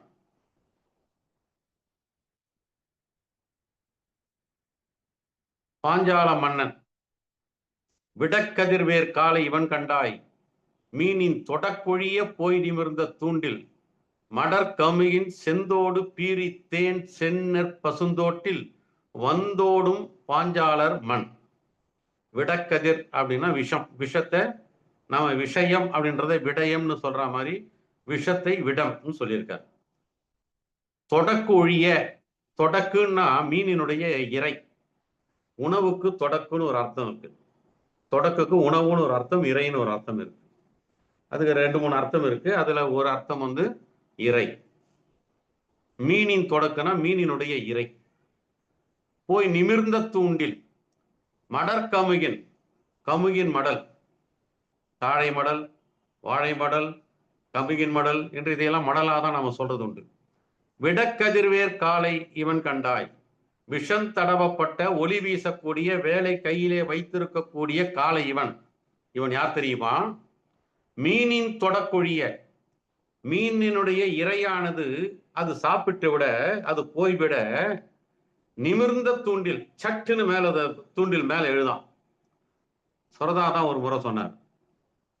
ஒரு துறவியை ஒரு பெண் தொடரா, அவன் சட்டுன்னு நிமிர்றான். அதை அவர் சொன்னாரு, இழுத்து விட்ட மூங்கில் போல் நிமிர்ந்தானான். இழுத்து விட்ட மூங்கில் போல் நிமிர்ந்தானா அவன். எவ்வளவு வேகமா நிமிர்ந்திருப்பான் பாருங்க. அது மாதிரி இந்த தூண்டில் எவ்வளவு வேகமா நிமிர்ந்திருக்கணும். அப்படி நிமிர்ந்தா தானே அந்த விசை வேகம் இருந்தா தானே மடற்கமுகின் செந்தோடு பீரி, பீரினா கிழிந்துன்னு அர்த்தம். அந்த பாக்கினுடைய மடலானது கிழிக்கப்பட்டு அங்கிருந்து தேன் கீழே சொட்டுது. எங்க? சென்னல் பசுந்தோடு. சென்னலுடைய பசுந்தோட்டிலே பசுமையான அதனுடைய தோடுகளில், அதனுடைய இடங்களில், அந்த நெல்லிடங்களில், வயல்களில் அப்படியே விழுதான். இன்னும் கொஞ்சம் நஞ்சம் விழுதுன்னு நினைக்காதீங்க. வந்தோடும் பாஞ்சாலர் மண். வந்து ஓடுதான், ஓடுற அளவுக்கு அங்க தேன் இருக்கான். இப்படி விடக்கதிர்வேல் காலை இவன் கண்டாய். மீனின் தொடக்கொழிய போய் நிமிர்ந்த தூண்டில் மடற்கமுகின் செந்தோடு பீரி தேன் சென்னல் பசுந்தோட்டில் வந்தோடும் பாஞ்சாலர் மண். இது பாஞ்சால நாட்டு. இது இன்னொரு வகையான கற்பனை. அன்னம் துயிலெழுப்பு அந்தாமரை வயலில் சென்னல் அறிவார் சினையாமை வன்முதியில் கூனிரும்பு தீட்டும் குலக்கோசல நாடன் தேனிருந்த சொல்லாய் இச்சே. தேனிருந்த சொல்லாய் அப்படிங்கிறது வந்து தமயந்தி. சரினா தலைவன், கோசல நாட்டினுடைய தலைவன். அவனுடைய நாடு எப்படிப்பட்டதான்? அன்னம் துயில் எழுப்ப. போன வாரம் கூட யாரோ சொன்னாங்க அதை. குயில் கூவி துயில் எழுப்ப கொடியரும்பு கண்விழிக்கன்னு பானுமதி கிருஷ்ணகுமார் தான் சொன்னாங்கன்னு நினைக்கிறேன். குயில் கூவி துயில் எழுப்பன்னு நாணல் திரைப்படத்துக்கு எழுதப்பட்ட பாட்டு. ஒரு அழகான பாட்டு அது. இங்க அன்னம் துயில் எழுப்ப. சாதாரணமா கதிரவன் தான் துயில் எழுப்புவான். ஆனால் பாட்டுல குயில் கூவி துயில் எழுப்புகிறது. நலவென்பால அன்னம் துயில் எழுப்ப. யாரை எழுப்புது? உழவர்களை எழுப்புகிறது. உழவர்கள் என்ற வார்த்தையே இங்க இல்லை. ஆனால் நாம் அதை புரிந்து கொள்ள வேண்டும். அந்தாமரை வயலில் அழகான தாமரைகள் பூத்திருக்கக்கூடிய வயலில் நீர்நிலை, அங்க நிறைய நீர் நிறைந்த வயல், அங்க தாமரைகள் அங்கங்கே பூத்திருக்கின்றன. அந்த வயல் வந்து நெல்லுக்குரிய வயல், தாமரை குளம் அல்ல. ஆனால் அங்கே கூடிய நீர் நிறைந்திருக்கும் அல்லவா, அந்த இடங்களெல்லாம் தாமரை பூக்கள் பூத்திருக்கும். சென்னல் அறிவார், சென்னல்லை அறியக்கூடியவர்கள், அறிவாளை எடுத்து சென்னல்லை அறியக்கூடியவர்கள் செனையாமை வன்முதியில் கூனிரும்பு தீட்டும். கூனிரும்புன்னா அறிவாள், இரும்புனா வாழ், கூன்னா வளைந்திருக்கக்கூடிய அறிவாள். செனையாமை வன்முதியில் கர்ப்பம் தரித்திருக்கக்கூடிய ஆமையினுடைய வலிமையான முதுகில். ஆமையினுடைய முதுகு எப்படி இருக்கு பாருங்க, எவ்வளவு வலிமை. பாறாங்கல்ல விட வலிமையா இருந்தது. கூனிரும்பு தீட்டும், அறிவாளை தீட்டக்கூடிய குலக்கோசல நாடன். அப்படிப்பட்ட அந்த குலத்தை சார்ந்த நாட்டுக்கே ஆளக்கூடிய கோசல நாட்டை சார்ந்த மன்னன் இவன். அன்னம் துயிலெழுப்ப அந்தாமரை வயலில் சென்னல் அறிவார் சினையாமை வன்முதியில் கூனிரும்பு தீட்டும் குலக்கோசல நாடன் தேனிருந்த சொல்லாய் இச்சை என்று கோசல நாட்டை அறிமுகப்படுத்துறான் மன்னனை. அடுத்து மகத நாடு. புண்டரிகம் தீயறிவ போல் விரிய பூம்பகை போய் வண்டு இரியும் தென்னீர் மகதற்கோன் என் திசையில் போர்வேந்தர் கண்டறியா பொன்னாவும் பின்னுடைய தேர்வேந்தன் கண்டாய் இச்சை. புண்டரிகம் அப்படின்னு சொன்னா தாமரைன்னு அர்த்தம். தாமரை தீ எரிய, தாமரை வந்து தீ மாதிரி இருக்கான், தீ மாதிரி விரிந்து இருக்கிறது. பார்த்தா ஜெகஜோதியா தீ எரிந்து கொண்டே இருக்கிறது. பூம்புகை போல் வண்டு எரியும், அங்க இருந்து புகை மாதிரி வண்டு வந்து கொண்டிருக்கிறான். தென்னீர் மகதற்கோன், தென்னீர் தண்ணீர் ரெண்டுமே ஒண்ணுதான். இப்படிப்பட்ட குலத்தை உடைய மகத நாட்டை சேர்ந்தவன் என் திசையில் போர்வேந்தர் கண்டறியா பொன்னாவும், ஆபம் அப்படின்னு சொன்னா அம்பராத்துணின்னு அர்த்தம். பொன்னால் செய்யப்பட்ட அம்பராத்துணி பின்னுடைய தேர்வேந்தன் கண்டாயிச்சே. தாமரை பூ தீ மாதிரி விரிய, அதில இருந்து வண்டுகள் புகை மாதிரி மேலெழுந்து வர, இப்படிப்பட்ட குலத்தை உடைய மகத நாட்டை சேர்ந்தவன். 8 திசையிலும் இருக்கக்கூடிய போர்வேந்தர்கள் அவனுடைய அம்புரா துணியை பார்த்ததில்லை. கண்டறியா பொன்னாவும், பொன்னாவும்னா அம்புரா துணி, பொன்னால் செய்யப்பட்ட அம்புரா துணி. அப்படின்னா இவன் வந்து புறமுதுகு காட்டி ஓடலைன்னு அர்த்தம். புறமுதுகு காட்டி ஓடி இருந்தாதான் பின்னால் இருக்கக்கூடிய அம்புரா துணியை பார்த்திருக்க முடியும். பொன்னாவும் பின்னுடைய, அவரும் தெளிவா சொல்லிட்டார், பொன்ன கண்டறியா பொன்னாவும் பின்னுடைய, பின்னாலே இருக்கக்கூடிய அம்பரா துணியை எந்த வேந்தர்களும் பார்க்கவில்லை. தேர்வேந்தன், இப்படிப்பட்ட தேர்வேந்தன் கண்டாய் இத்த தலைவனை பார்க்க. இந்த பாட்டுல நாம் ஏற்கனவே முத்தொள்ளாயிரத்தி அப்படி ஒரு பாட்டு பார்த்திருக்கோம்.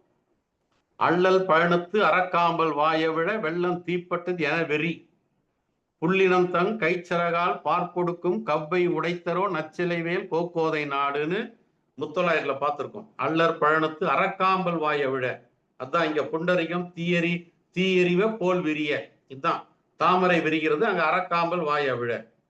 அது தீன்னு சொல்லிட்டு அங்க இருந்த பறவைகள் எல்லாம் பயப்படுதான். தாய் பறவை அதையெல்லாம் தன்னுடைய சிறகால் மூடிக்கொள்கின்றதான். அந்த கூச்சல் ஒண்ணுதான் அந்த ஊர்ல இருக்கு அப்படின்னு சொல்லுவாங்க. இதுல இன்னொன்னு, கலிங்கத்து பரணியை பார்த்தீங்கன்னா அந்த முதல் காதை, கடைசிறப்பு காதை காதலுக்காக ரொம்ப நயமா எழுதியிருப்பார். அதே மாதிரி அடுத்து காடுகான் காதை இருக்கு பாருங்க, அதுல அந்த ஒரு காட்டினுடைய வர்ணனை வந்து அவ்வளவு அழகா எழுதியிருப்பாருங்க. காட்டினுடைய வர்ணனையை நாம் படிக்கணும் அப்படின்னா ஒரு வீடியோ எடுத்த மாதிரி இருக்கும். ஒரு கேமரா கொண்டு போய் ஒவ்வொரு இடத்துலயும் எடுத்துட்டு வந்த மாதிரி, வீடியோ எடுத்துட்டு வந்து காட்டுற மாதிரி அந்த சொல்லிலேயே நமக்கு சொல்லுவார் அந்த காட்டினுடைய தன்மை. காடு வந்து தீ மாதிரி இருக்கும், அந்த தரை வந்து தீ எரிகிற மாதிரி சுடுது. நாம சொல்றோம் இல்லையா, காலே கொப்பளிச்சிடுவோன்னு, அது மாதிரி தரை. அந்த தரையில இருந்து புறாக்கள்லாம் மேல எழுந்து போகுது. இது எப்படி இருக்குன்னு அவர் வர்ணிக்கிறார். எப்படி இருக்கான் அந்த தரை இருக்கு பாருங்க, தகடு மாதிரி தரையாம். எப்படிப்பட்ட தகடு? அந்த நெருப்பு தகடு மாதிரி இருக்குமா, நெருப்பு தகடால் செய்யப்பட்ட தரை. அந்த புறா பறக்கிறது எப்படி இருக்கும், இந்த நெருப்புல இருந்து புகை மேலே போகிற மாதிரி அந்த புறாக்கள் பறந்து கொண்டிருக்கின்றன.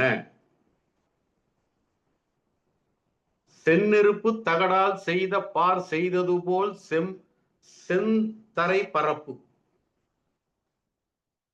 சிவந்த தீயினாலே செய்யப்பட்ட தகடினாலே அமைக்கப்பட்ட தரை போல சிவந்த தரை. அடுத்து அந்நெருப்பில் புகை திரண்டு அது ஒப்ப அங்கிருந்த புறாக்கள், அங்க இருந்த நெருப்புல இருந்து புகை வந்த மாதிரி அங்க புறாக்கள் பறந்து கொண்டிருந்தன அப்படின்னு ஒரு அழகான கற்பனை கலிங்கத்து பரணி சிற்றிலக்கியத்துல. இதுவும் சிற்றிலக்கியம், அதுவும் சிற்றிலக்கியம். இங்க என்ன சொல்றாருன்னா, அங்க தரையில இருந்து புறா பறப்பதை நெருப்பிலே இருந்து புகை போகிற மாதிரி சொல்கிறார். அநேகமா அந்த புறா வந்து சாம்பல் நிற புறாவா இருக்கும். இங்க தாமரைப்பூ தீ மாதிரி எரிகிறது, அங்கிருந்து வண்டு நெருப்பு மாதிரி புகை மாதிரி போய் கொண்டிருக்கிறது. வண்டு கருப்பு நிறம் தான், பொருத்தமா தான் இருக்கு. புண்டரிகம் தீ எறிவ போல் விரிய பூம்புகை போல் வண்டிரியும் தென்னீர் மகதற்கோன் என் திசையில் போர்வேந்தர் கண்டறியா பொன்னாவும் பெண்ணுடைய தேர்வேந்தன் கண்டாயிச்சே என்று மகத நாட்டினுடைய பெருமையை அந்த தோழி தமையந்த இடத்திலே சொல்கின்றார்.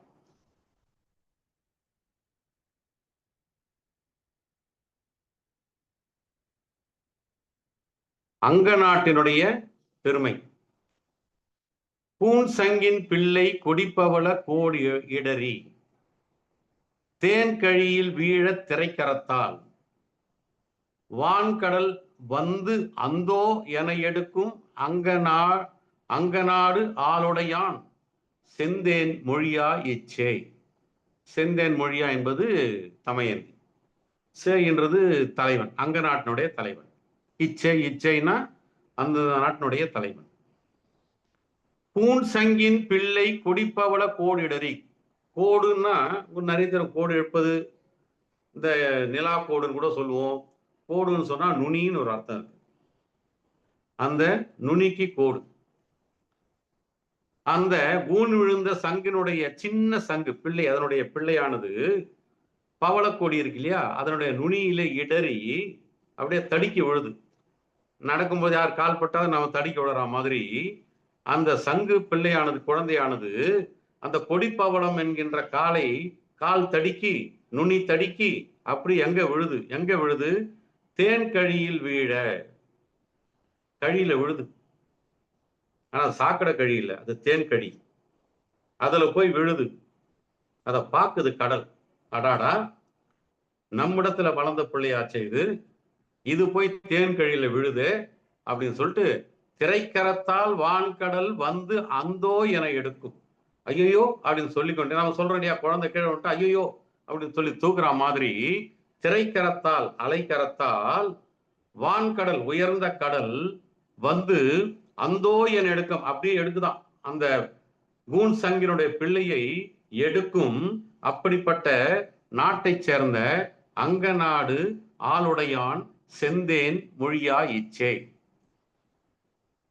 பூன் சங்கின் பிள்ளை குடிப்பவள கோடு இடறி தேன் கழியில் வீழ திரைக்கரத்தால் வான்கடல் வந்து அந்தோ என எடுக்கும் அங்க நாடு ஆளுடையான் செந்தேன் மொழியா இச்சே. தலுங்க. கலிங்க நாட்டான். வெள்வாளை காலை மீன் மேதி குலம் எழுப்ப கல்வார்த்த தாமரையின் காடு உழக்கி புல்லொடு வண்டு இரிய செல்லும் மணிநீர் கலிங்கர்கோன் தன் தெரியல் தேர்வேந்தன் தான். தெரியல், இரிய அப்படின்னு சொன்னா அஞ்சக்கூடிய, பயப்படக்கூடியன்னு அர்த்தம். இரியன் மகளிர்னு முத்தொள்ளாயிரத்துல ஒரு வார்த்தை உண்டு. பகைவர்களுக்கு அஞ்சி ஒதுங்கி இருக்கக்கூடிய பெண்களுக்கு இரியன் மகளிர்னு பேர். தெரியல் அப்படின்னா மாலைன்னு அர்த்தம். தன் தெரியல்னா குளிர்ச்சியான மாலைன்னு அர்த்தம். வெள்வாளை காலை மீன் மேதி குளம் எழுப்ப. இந்த எருமை பாருங்க, அந்த மீனெல்லாம் அது மெதிக்கல, சேத்துல இருக்கிற மீனை போட்டு அது மெதிக்கல. இந்த எருமையானது வெண்மையான வாழை மீன்களை எழுப்பி விடுதான். அந்த மீன்கள் என்ன பண்ணுதான்? கல்வார்த்த தாமரையின் காடு உழைக்கி. கல்னா தேன் அர்த்தம்.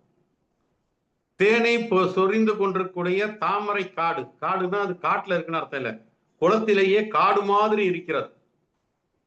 காடு எப்படி செறிந்து இருக்குமோ அது மாதிரி இந்த தாமரை பூவானது குளத்திலே செறிந்து இருக்கிறது, நிறைந்திருக்கிறது. ஆக இந்த அப்படியே போட்டு அந்த தாமரையை போட்டு உழக்குது. எது? மீன். இந்த தாமரையை போட்டு இதை அசைச்ச உடனே புல்லோடு பறவையோடு வண்டுகள் இரிய செல்லும், கொஞ்சம் பயந்து மேலே போய் விடுகின்றன. மணிநீர் கலிங்கம். அப்படிப்பட்ட அழகான நீரை உடைய இந்த காட்சி ஒரு அழகான காட்சி என்கிறதுனால மணிநீர் என்ற இந்த இப்படிப்பட்ட ஒரு காட்சி ஒரு நீர்ல இருந்தா எருமை வாளை மீனை எழுப்ப, வாளை மீன் தாமரையை கலக்க, அங்கிருந்து பறவையும் வண்டுகளும், பறவை பறக்க வண்டுகள் ஓட, இப்படி ஒரு காட்சி இருக்கிறதுனால இந்த நீரை மணி நீர் அப்படின்னு வர்ணிக்கிறார். மணிநீர் கலிங்கர்கோன் தன் தெரியல் தேர்வேந்தன் தான். பாருங்க, வெள்வாளை காளை மீன் மேதி குளம் எழுப்ப, கல் வார்ந்த தாமரையின் காடு உழைக்கி, புள்ளொடு வண்டிரிய செல்லும் மணிநீர் கலிங்கர்கோன் தன் தெரியல் தேர்வேந்தன் தான் கலிங்க நாட்டை வர்ணிக்கிறான்.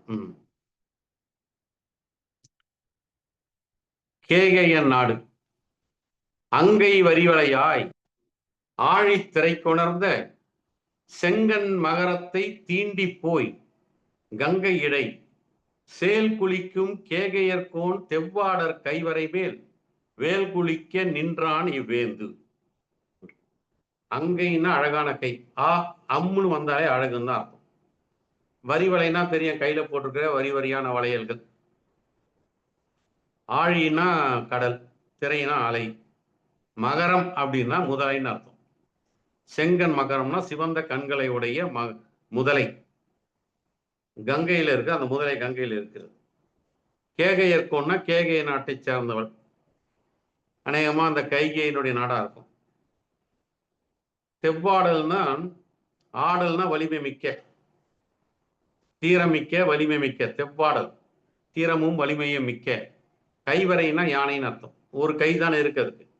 கைவரை மேல் வேல் குளிக்க நின்றானி வேந்து, அதான் அந்த யானை மீது வேலை எறியக்கூடிய சக்தி படைத்தவன், வீரம் படைத்தவன். அவன்தான் கேகய மன்னன். அவனுடைய நாடு எப்படி இருக்கான்? அங்கை வரிவளையாய். இது அப்படியே தமயந்திக்கான வர்ணனை. அழகான வளையல்களை, வரி வரியான வளையல்களை அல்லது சங்கு வளையல்களை, அதனால நிறைய சங்கு வளையல் போடுவாங்க. வரினா சங்குன்னு ஒரு அர்த்தம் இருக்கு. சங்கு வளையல் அணிந்திருக்கின்ற அழகான கைகளை உடையவளே, ஆழி திரை கொணர்ந்த கடலினுடைய அலைகளை கொண்டு வருகிறது. அந்த கடலினுடைய அலையில வருது. சிவந்த கண்களை உடைய முதலையை தீண்டி விட்டு, அங்க தீண்டிட்டு, கங்கையில தான் வருது, அது தீண்டிட்டு அது போய் அந்த மீனானது குளிக்குதான். சேல் குளிக்கும் கேகர்கள். சேல்னா இது மீன். முதலையை தீண்டிய காரணத்தினால அந்த மீன் போய் குளிக்குதான். இப்படிப்பட்ட ஒரு காட்சி இருக்கு பாருங்க. இது புதுசா இருக்கு. அங்கை வரிவளையாய் ஆழி திரை கொணர்ந்த செங்கன் மகரத்தை தீண்டி போய் கங்கையிடை சேல் குளிக்கும். கங்கையில போய் குளிக்குதான். கேகையர்கோன் தெவ்வாடர் கைவரை மேல் வேல் குளிக்க நின்றானி வேந்து. தீரமிக்க, வலிமை மிக்க யானை மீது வேலை எறியக்கூடிய ஆற்றல் படைத்த இந்த கேகையின் நாடு எப்படிப்பட்ட நாடு என்று சொன்னால், முதலையை மீது போய் முதலையை தொட்டு விடுகின்ற மீனானது கங்கையிலே குளிக்கும் என்று இது ஒரு கற்பனை என்று கற்பனையிலே சொல்றார். அங்கை வரிவளையாய் ஆழி திரைகுண செங்கன் மகரத்தை தீண்டி போய் கங்கையிடை சேல் குளிக்கும் கேகையர்கோன் தெவ்வாடர் கைவரை மேல் வேல் குளிக்க நின்றானி வேந்து. இப்படி இருந்தாலும் மீன் குளத்துக்கு தான் வந்தாகணும். அதை அவர் குளிக்கிறதாக அவர் ஒரு கற்பனையில வைச்சிருக்கார். மாநீர் நெடுங்கயத்து வள்ளை கொடி மீது தானேகும் வண்ணம் தனிக்கயிற்றில் ஓம் நீள் கூழை கோதையர் ஏய்க்கும் காந்தார நாடன் மழைக்கோதை மானே இம்மண். மண்ணுனா மன்னவன், மன்னவன் காந்தார நாடன். மழைக்கோதை மானே, இந்த இடத்துல கோதைன்னா கூந்தல்னு அர்த்தம். சாதாரணமா கோதைன்னு சொன்னா பெண்ணுன்னு அர்த்தம். சில நேரங்கள் அதை கூந்தலை சொல்லி கூந்தலினுடைய ஆகுபெயராக பொண்ணை சொல்லுவாங்க. இங்க மழை கோதை அப்படின்னு சொன்னா மழை மாதிரி இருக்கக்கூடிய கூந்தலை உடையவளே, உடைய மானே, தமயந்தியே, காந்தார நாட்டை சொல்றான். இங்க கழை கோதையர் ஏய்க்கும். கழை கோதையர்னா கழை கூத்தாடுகின்ற பெண்கள், ஏய்க்கும்னா அவர்களுக்கு ஒப்பாக இருக்கக்கூடியது. என்ன? மாநீர் நெடுங்கயத்து, நிறைந்திருக்கக்கூடிய குளத்துல நிறைய நீர் இருக்கு, ஏராளமான நீர், பாய்ந்தோடுகிற நீர். வள்ளை கொடி மீது, அங்க ஒரு வள்ளை கொடி ஒன்று இருக்கு. தானேகும் வண்ணம் தனி கயிற்றில், அந்த கழக்கூத்தாடி நடக்கிற மாதிரி அப்படி நடக்கும். போம் நீல் களை கோதையர். இது எதுக்கு ஒப்பாக இருக்கிறதா? இந்த அன்னம் வள்ளை கொடி மீது நடக்கிறதே, அது எதற்கு ஒப்பாக இருக்கிறதாம்? களை கோதையர், களை கூத்தாடுகின்ற கோதையர்கள் மேலே அந்த ஒரு கயிறு மேலே நடக்கிறார்கள் அல்லவா, அதற்கு ஒப்பாகும். ஏய்க்கும்னா ஒப்பாகும். அப்படிப்பட்ட நாட்டை சேர்ந்தவன் காந்தார நாடன். தமிழொலி இது ஒரு அழகான கவிதை வைத்திருப்பார். திண்ணையிலிருந்து உன் குழந்தை விழுந்தாவே ஐயோ ஐயோன்னு அலறியப்பா, என் குழந்தையப்பா ஆகாயத்திலே சுழன்று கொண்டிருக்கிறான்வார். ரொம்ப அழகான கவிதை அந்த கவிதை. அப்படி விழுந்தா போறோம். நீ என்னமோ திண்ணையில உன் குழந்தை இருந்து முனையில வந்தாவே ஐயோ ஐயோன்னு அலற. என் குழந்தை பாரு வாகாயத்துல ஒரு கயிற்றுல நடந்து கொண்டிருக்கிறது. அந்த கயிற்றுல வேற சுத்துவாங்க, வயிற்றை வைத்து அந்த கொம்புல வேற சுற்றி கொண்டிருக்கிறது பார் அப்படின்னு ஒரு களை கூத்தாடினுடைய வாழ்க்கைய ரொம்ப அழகான கவிதையில வர்ணிச்சிருப்பார் தமிழொலி. மாநீர் நெடுங்கயத்து வள்ளை கொடி மீது தானேகும் அன்னம் தனிக்கயிற்று போம் நீல் களை கோதையர் ஏய்க்கும் காந்தார நாடன் மழைக்கோதை மானே இம்மண்.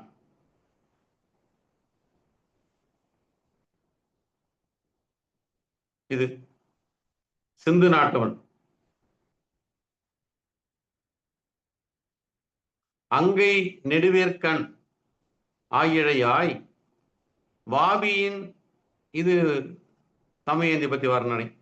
அங்கை நெடுவேற்கண் ஆயிழையாய் வாவியின் சங்கம் புடம்பெயர தான் கலங்கி செங்கமல பூஞ்சிந்தும் நாட்டேரல் பொன் விளைக்கும் தன் பனை சூழ் மா சிந்து நாட்டான் இம்மண். சிந்து நாட்டை சார்ந்தவன். மா சிந்துனா உயர்ந்த நாடு என்று அவனுடைய நாட்டை பெருமைப்படுத்தி சொல்றான். அங்கை நெடுவேர் கண் ஆயிழையாய். அங்கைனா அழகான கை,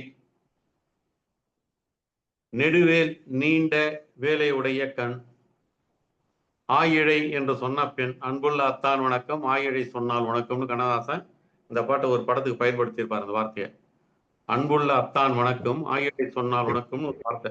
ஆயிழை கொண்டால் மயக்கம், அன்புள்ள அத்தான் வணக்கம், ஆயிழை கொண்டால் மயக்கம்னு இந்த ஆயிழை என்ற ஒரு இலக்கிய வார்த்தையை திரைப்பட பாடல பயன்படுத்தியிருப்பார். இது தமயந்தியை பற்றிய வர்ணனை. விட்டுடுவோம். வாவின்னா குளம், நீர்நிலை.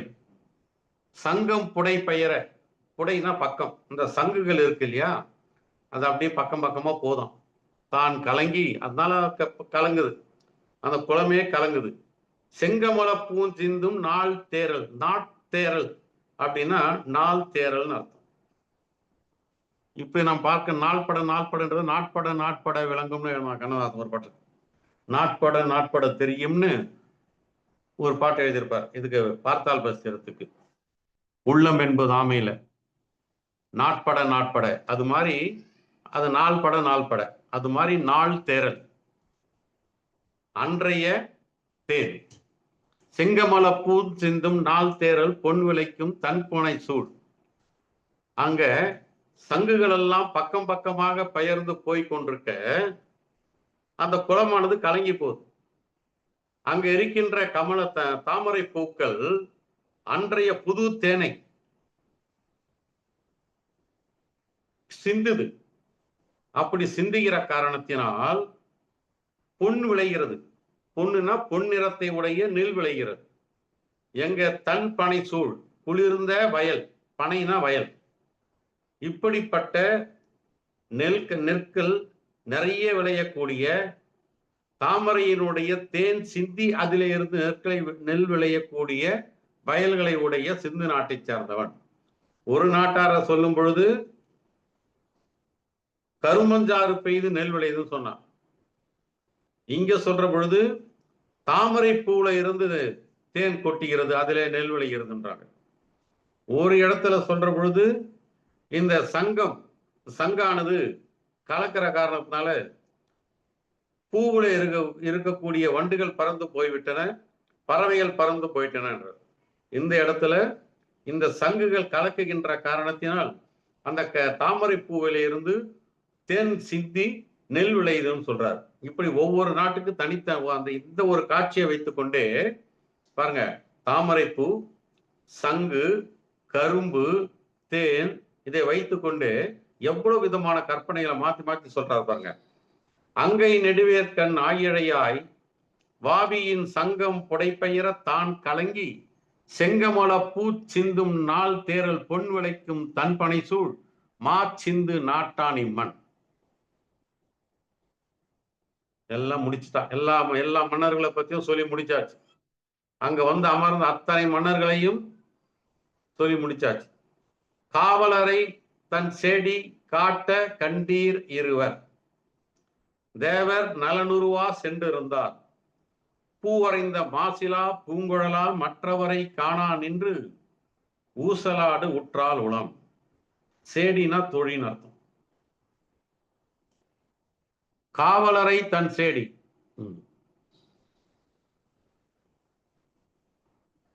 காவலரை தன் சேடி, சேடினா தொழில். வேலைக்காரிக்கு வசனம் எதுவும் கூட அண்ணா அதை பயன்படுத்தியிருப்பார். சேடி இல்லாத ராஜகுமாரியானவர். காவலரை தன் சேடி காட்ட, தோழி காட்ட கண்டீர் இருவர், காட்டினே வரா. எல்லா காவலர்களையும் காட்டின்னு வந்துட்டு, பாரு பாரு 2 பேர் இருக்காங்க. 2 பேர்னா ஒரே மாதிரி இருக்காங்க, நலன் மாதிரியே இருக்காங்க. தேவர் நலனுருவா சென்று இருந்தார். அங்க தேவர்கள் நலனுடைய உருவத்திலே போய் அமர்ந்திருக்கிறார்கள். பூவரைந்த மாசிலா பூங்குழலால், தமயந்திக்கு வர்ணனை. பூவரைந்த மாசிலா பூங்குழலால், பூவரைந்த உடனே வாலியினுடைய வரி ஞாபகத்துக்கு வரும். பூவரையும் பூங்கொடியேன்னு ஒரு வரி எழுதியிருந்தார் வாலி ஒரு படத்துக்கு. பூவரைந்த மாசிலா பூங்குழலால் மற்றவரை காணான் என்று, வேற யாரையும் பார்க்கல. அவருடைய அறிவானது, உணர்வானது, மனசானது அங்கேயே தேங்கி நின்று விட்டது, தடப்பட்டு நின்று போச்சு அப்படியே. ஏன்னா 2 பேர் ஒரே நலன் மாதிரி இருக்காங்க. அவர்கள் தேவர்கள். தேவரான் கூட அவளுக்கு தெரியல. இவர் தான் சொல்றார், புகழஞ்சிதான் தேவர்னு சொல்றார். அவளுக்கு என்னன்னு புரியாம அப்படியே நின்னுறான். ஊசலாடுது மனம். யார், என்ன நலன் வந்திருக்காரா இல்லது வேறு யாராவதா? 2 பேரா இருந்தா எப்படியும் வேற ஒரு தேவர்கள் தான் வடிவெடுத்து வந்திருக்கணும். அவளுக்கு யூகிக்கிறதுக்கு வாய்ப்பு இருக்கு. ஒருத்தர் இருந்தா கூட யூகிக்க முடியாது. ஆனால் 2 பேர் உட்கார்ந்துக்கிறதுனால நலன் எப்படி 2 உருவா வர முடியும்? வேறு யாரோ தேவர்கள் இது மாதிரி வந்திருக்கிறார்கள். காவலரை தன் சேடி காட்ட கண்டீர் இருவர், தேவர் நலனுருவா சென்றிருந்தார், பூவரைந்த மாசிலா பூங்குழலால் மற்றவரை தானா நின்று, மத்த யாரையும் பார்க்கலாம். மனசு அங்கேயே நின்று போச்சு, ஸ்ட்ரக்கப் ஆயிடுது. அப்புறம் ஊசலாடு உற்றால் உளம். அவருடைய மனசு அப்படியே ஊசலாடி கொண்டே இருக்கிறது. இப்ப அடுத்துதான் சொல்றார், பூணுக்கழகொலிக்கும் பொற்றொடியை கண்டக்கால். பூன்னா ஆபரணம்னு அர்த்தம். அவ அணிஞ்சால்னா அந்த ஆபரணத்துக்கே நகைக்கே அழகு. பூணுக்கு அழகளிக்கும் பொற்றொடியை கண்டாக்கால், நகைக்கே அழகு செய்யக்கூடிய அழகியவள். பொற்றொடினா பொன்னாலான வளையலை அணிந்திருப்பவள். ஆனா அது பொற்றொடி என்பது இந்த இடத்துல தமயந்தி, அவ்வளவுதான்.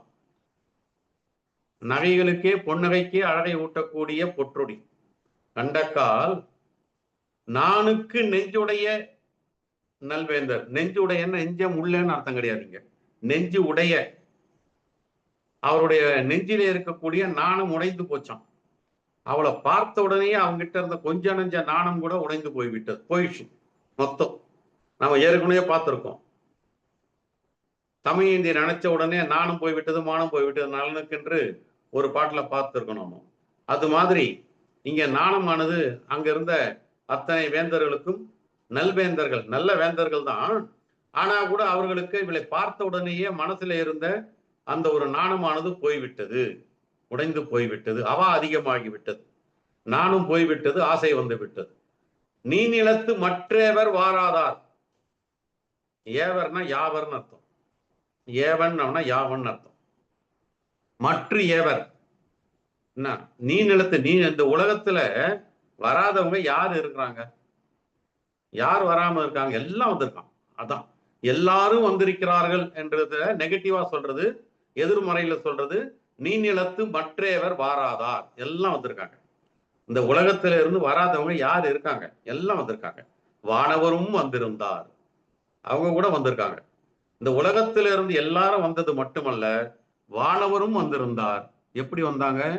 ஒற்றேர் நலனுருவா போந்து, பொன்னாலான தேரை உடைய நலனுடைய உருவத்தை ஏற்றுக்கொண்டு வானவரும் வந்திருந்தார்கள்.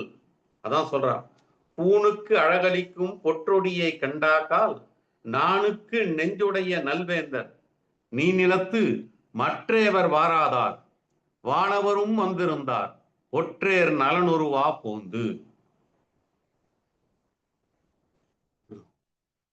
இப்பதான் இவருக்கு பிரச்சனை வருது.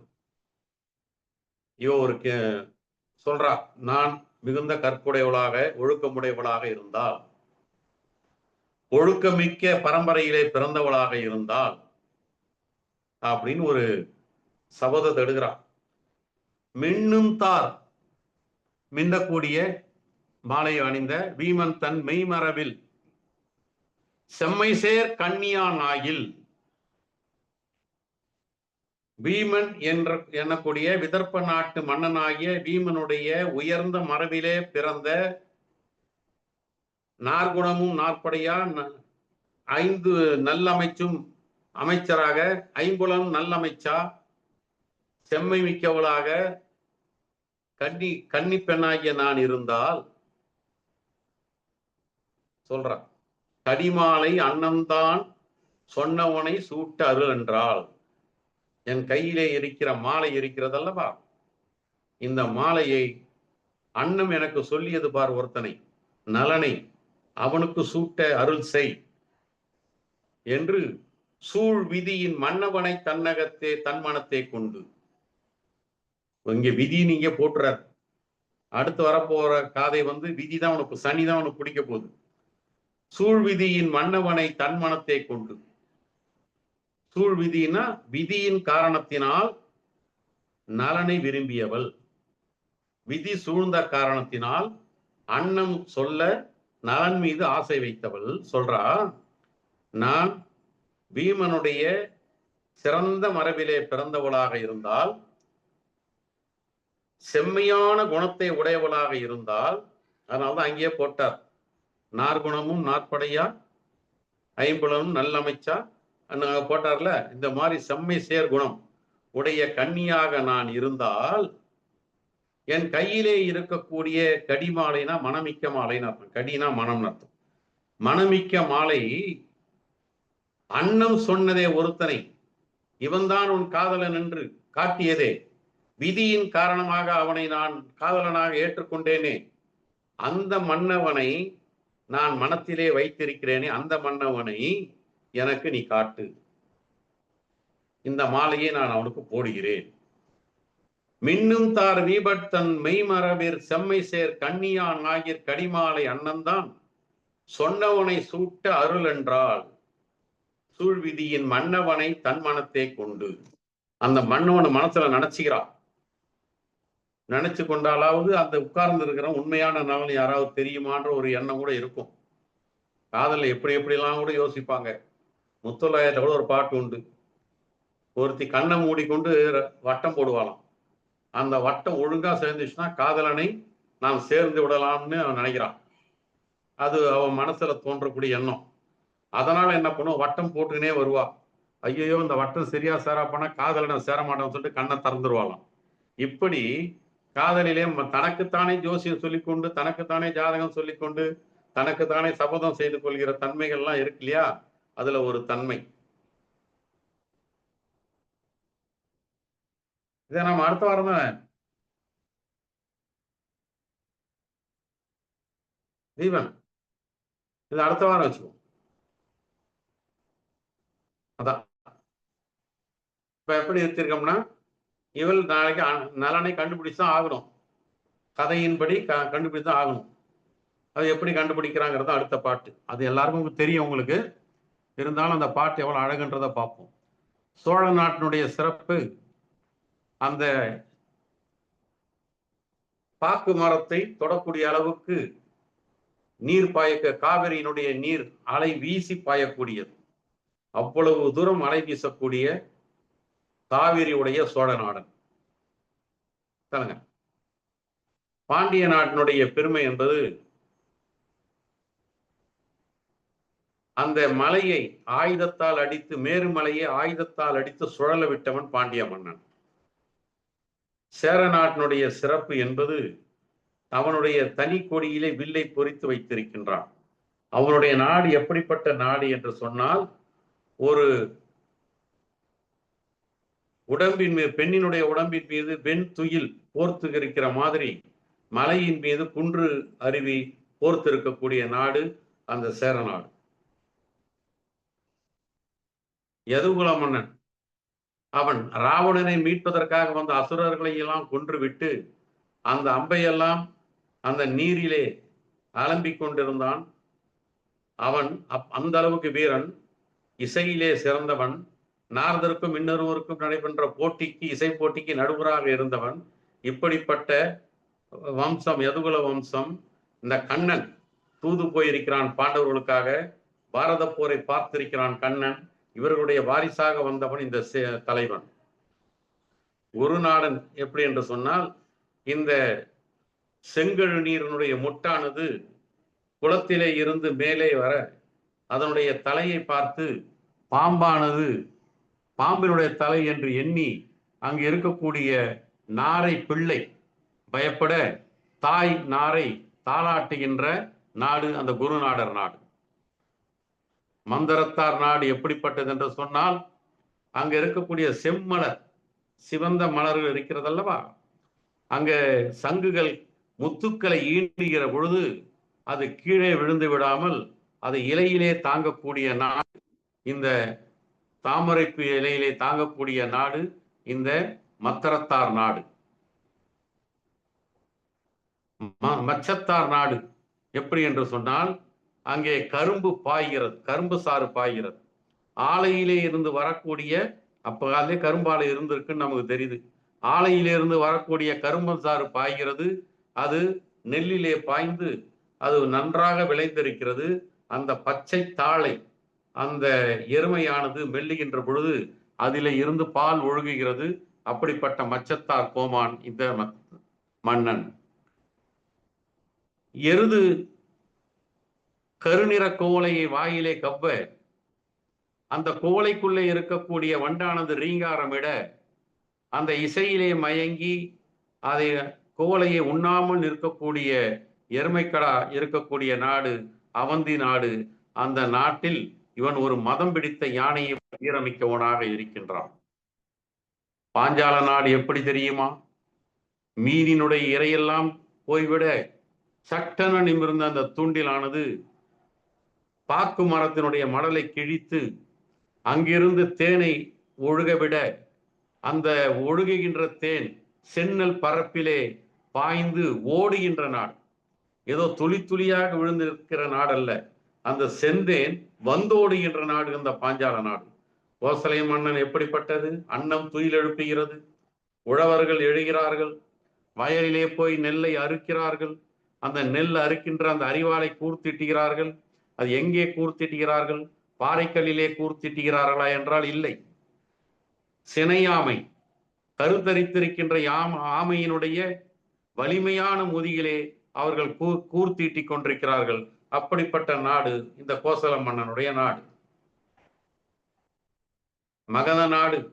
அங்கு இருக்கக்கூடிய தாமரை பூவானது விரிய, வண்டுகள் மேலே போக அது நெருப்பிலே இருந்து புகை பறப்பது போல், புகை எழுவது போல் தெரிகிறது. அப்படிப்பட்ட தண்ணீரை உடைய நாடு இந்த மகத நாடு. இந்த மகத நாட்டான் எப்படி தெரியுமா? 8 திசையிலே இருக்கக்கூடிய போர்வேந்தர்கள் இவனிடம் போரிட்டாலும் கூட இவன் புறமுதுகிட்டு ஓடாத காரணத்தினால் இவனுடைய முதுகிலே இருக்கக்கூடிய அம்பரா துணி அவர்கள் பார்த்ததே இல்லை. அப்படிப்பட்டவன் தேரை நன்றாக ஓட்டக்கூடிய சேய் இந்த மகத நாட்டைச் சேர்ந்தவன். அங்க நாட்டைச் சேர்ந்தவன். இந்த சங்கினுடைய குழந்தை பிள்ளை குஞ்சு கொடிப்பவளத்தினுடைய நுனி தடுக்கி தேன் கழியிலே போய் விழுந்துவிட, ஐயோ நம்மிடத்திலே இருந்த குழந்தையானது அங்கே போய் விழுந்து விட்டதே என்று இந்த கடல் அலையானது அதை மீண்டும் கொண்டு வந்து தன்னிடத்திலே சேர்த்து கொள்ளக்கூடிய அங்க நாட்டைச் சேர்ந்தவன் என்று அவனை அறிமுகப்படுத்துகின்றான். அடுத்து கலிங்க நாட்டைச் சேர்ந்தவன்.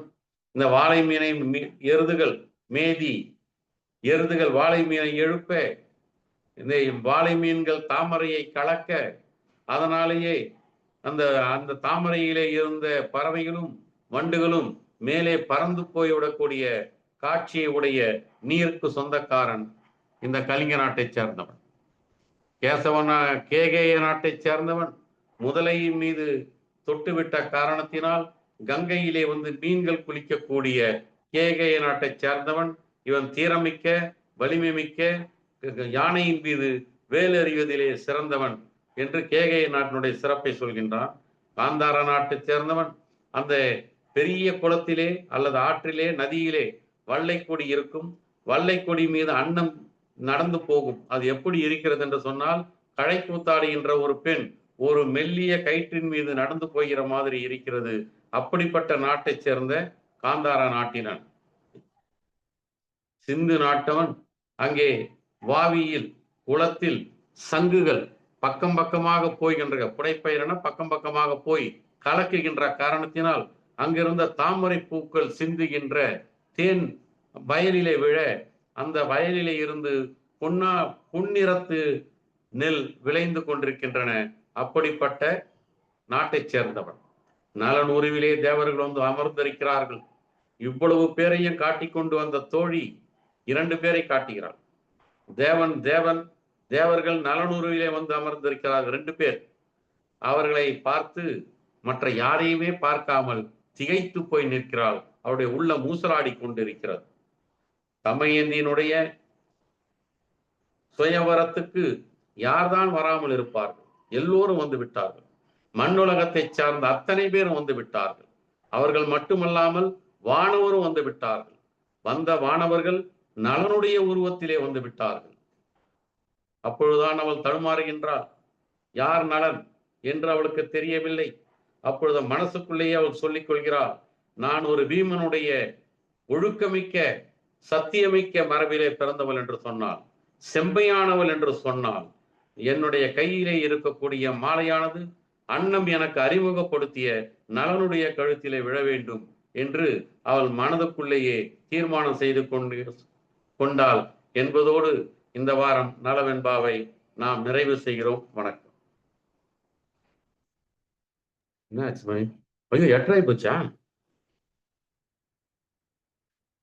மிகவும் மகிழ்ச்சி, மிகவும் சிறப்பாக இருந்தது.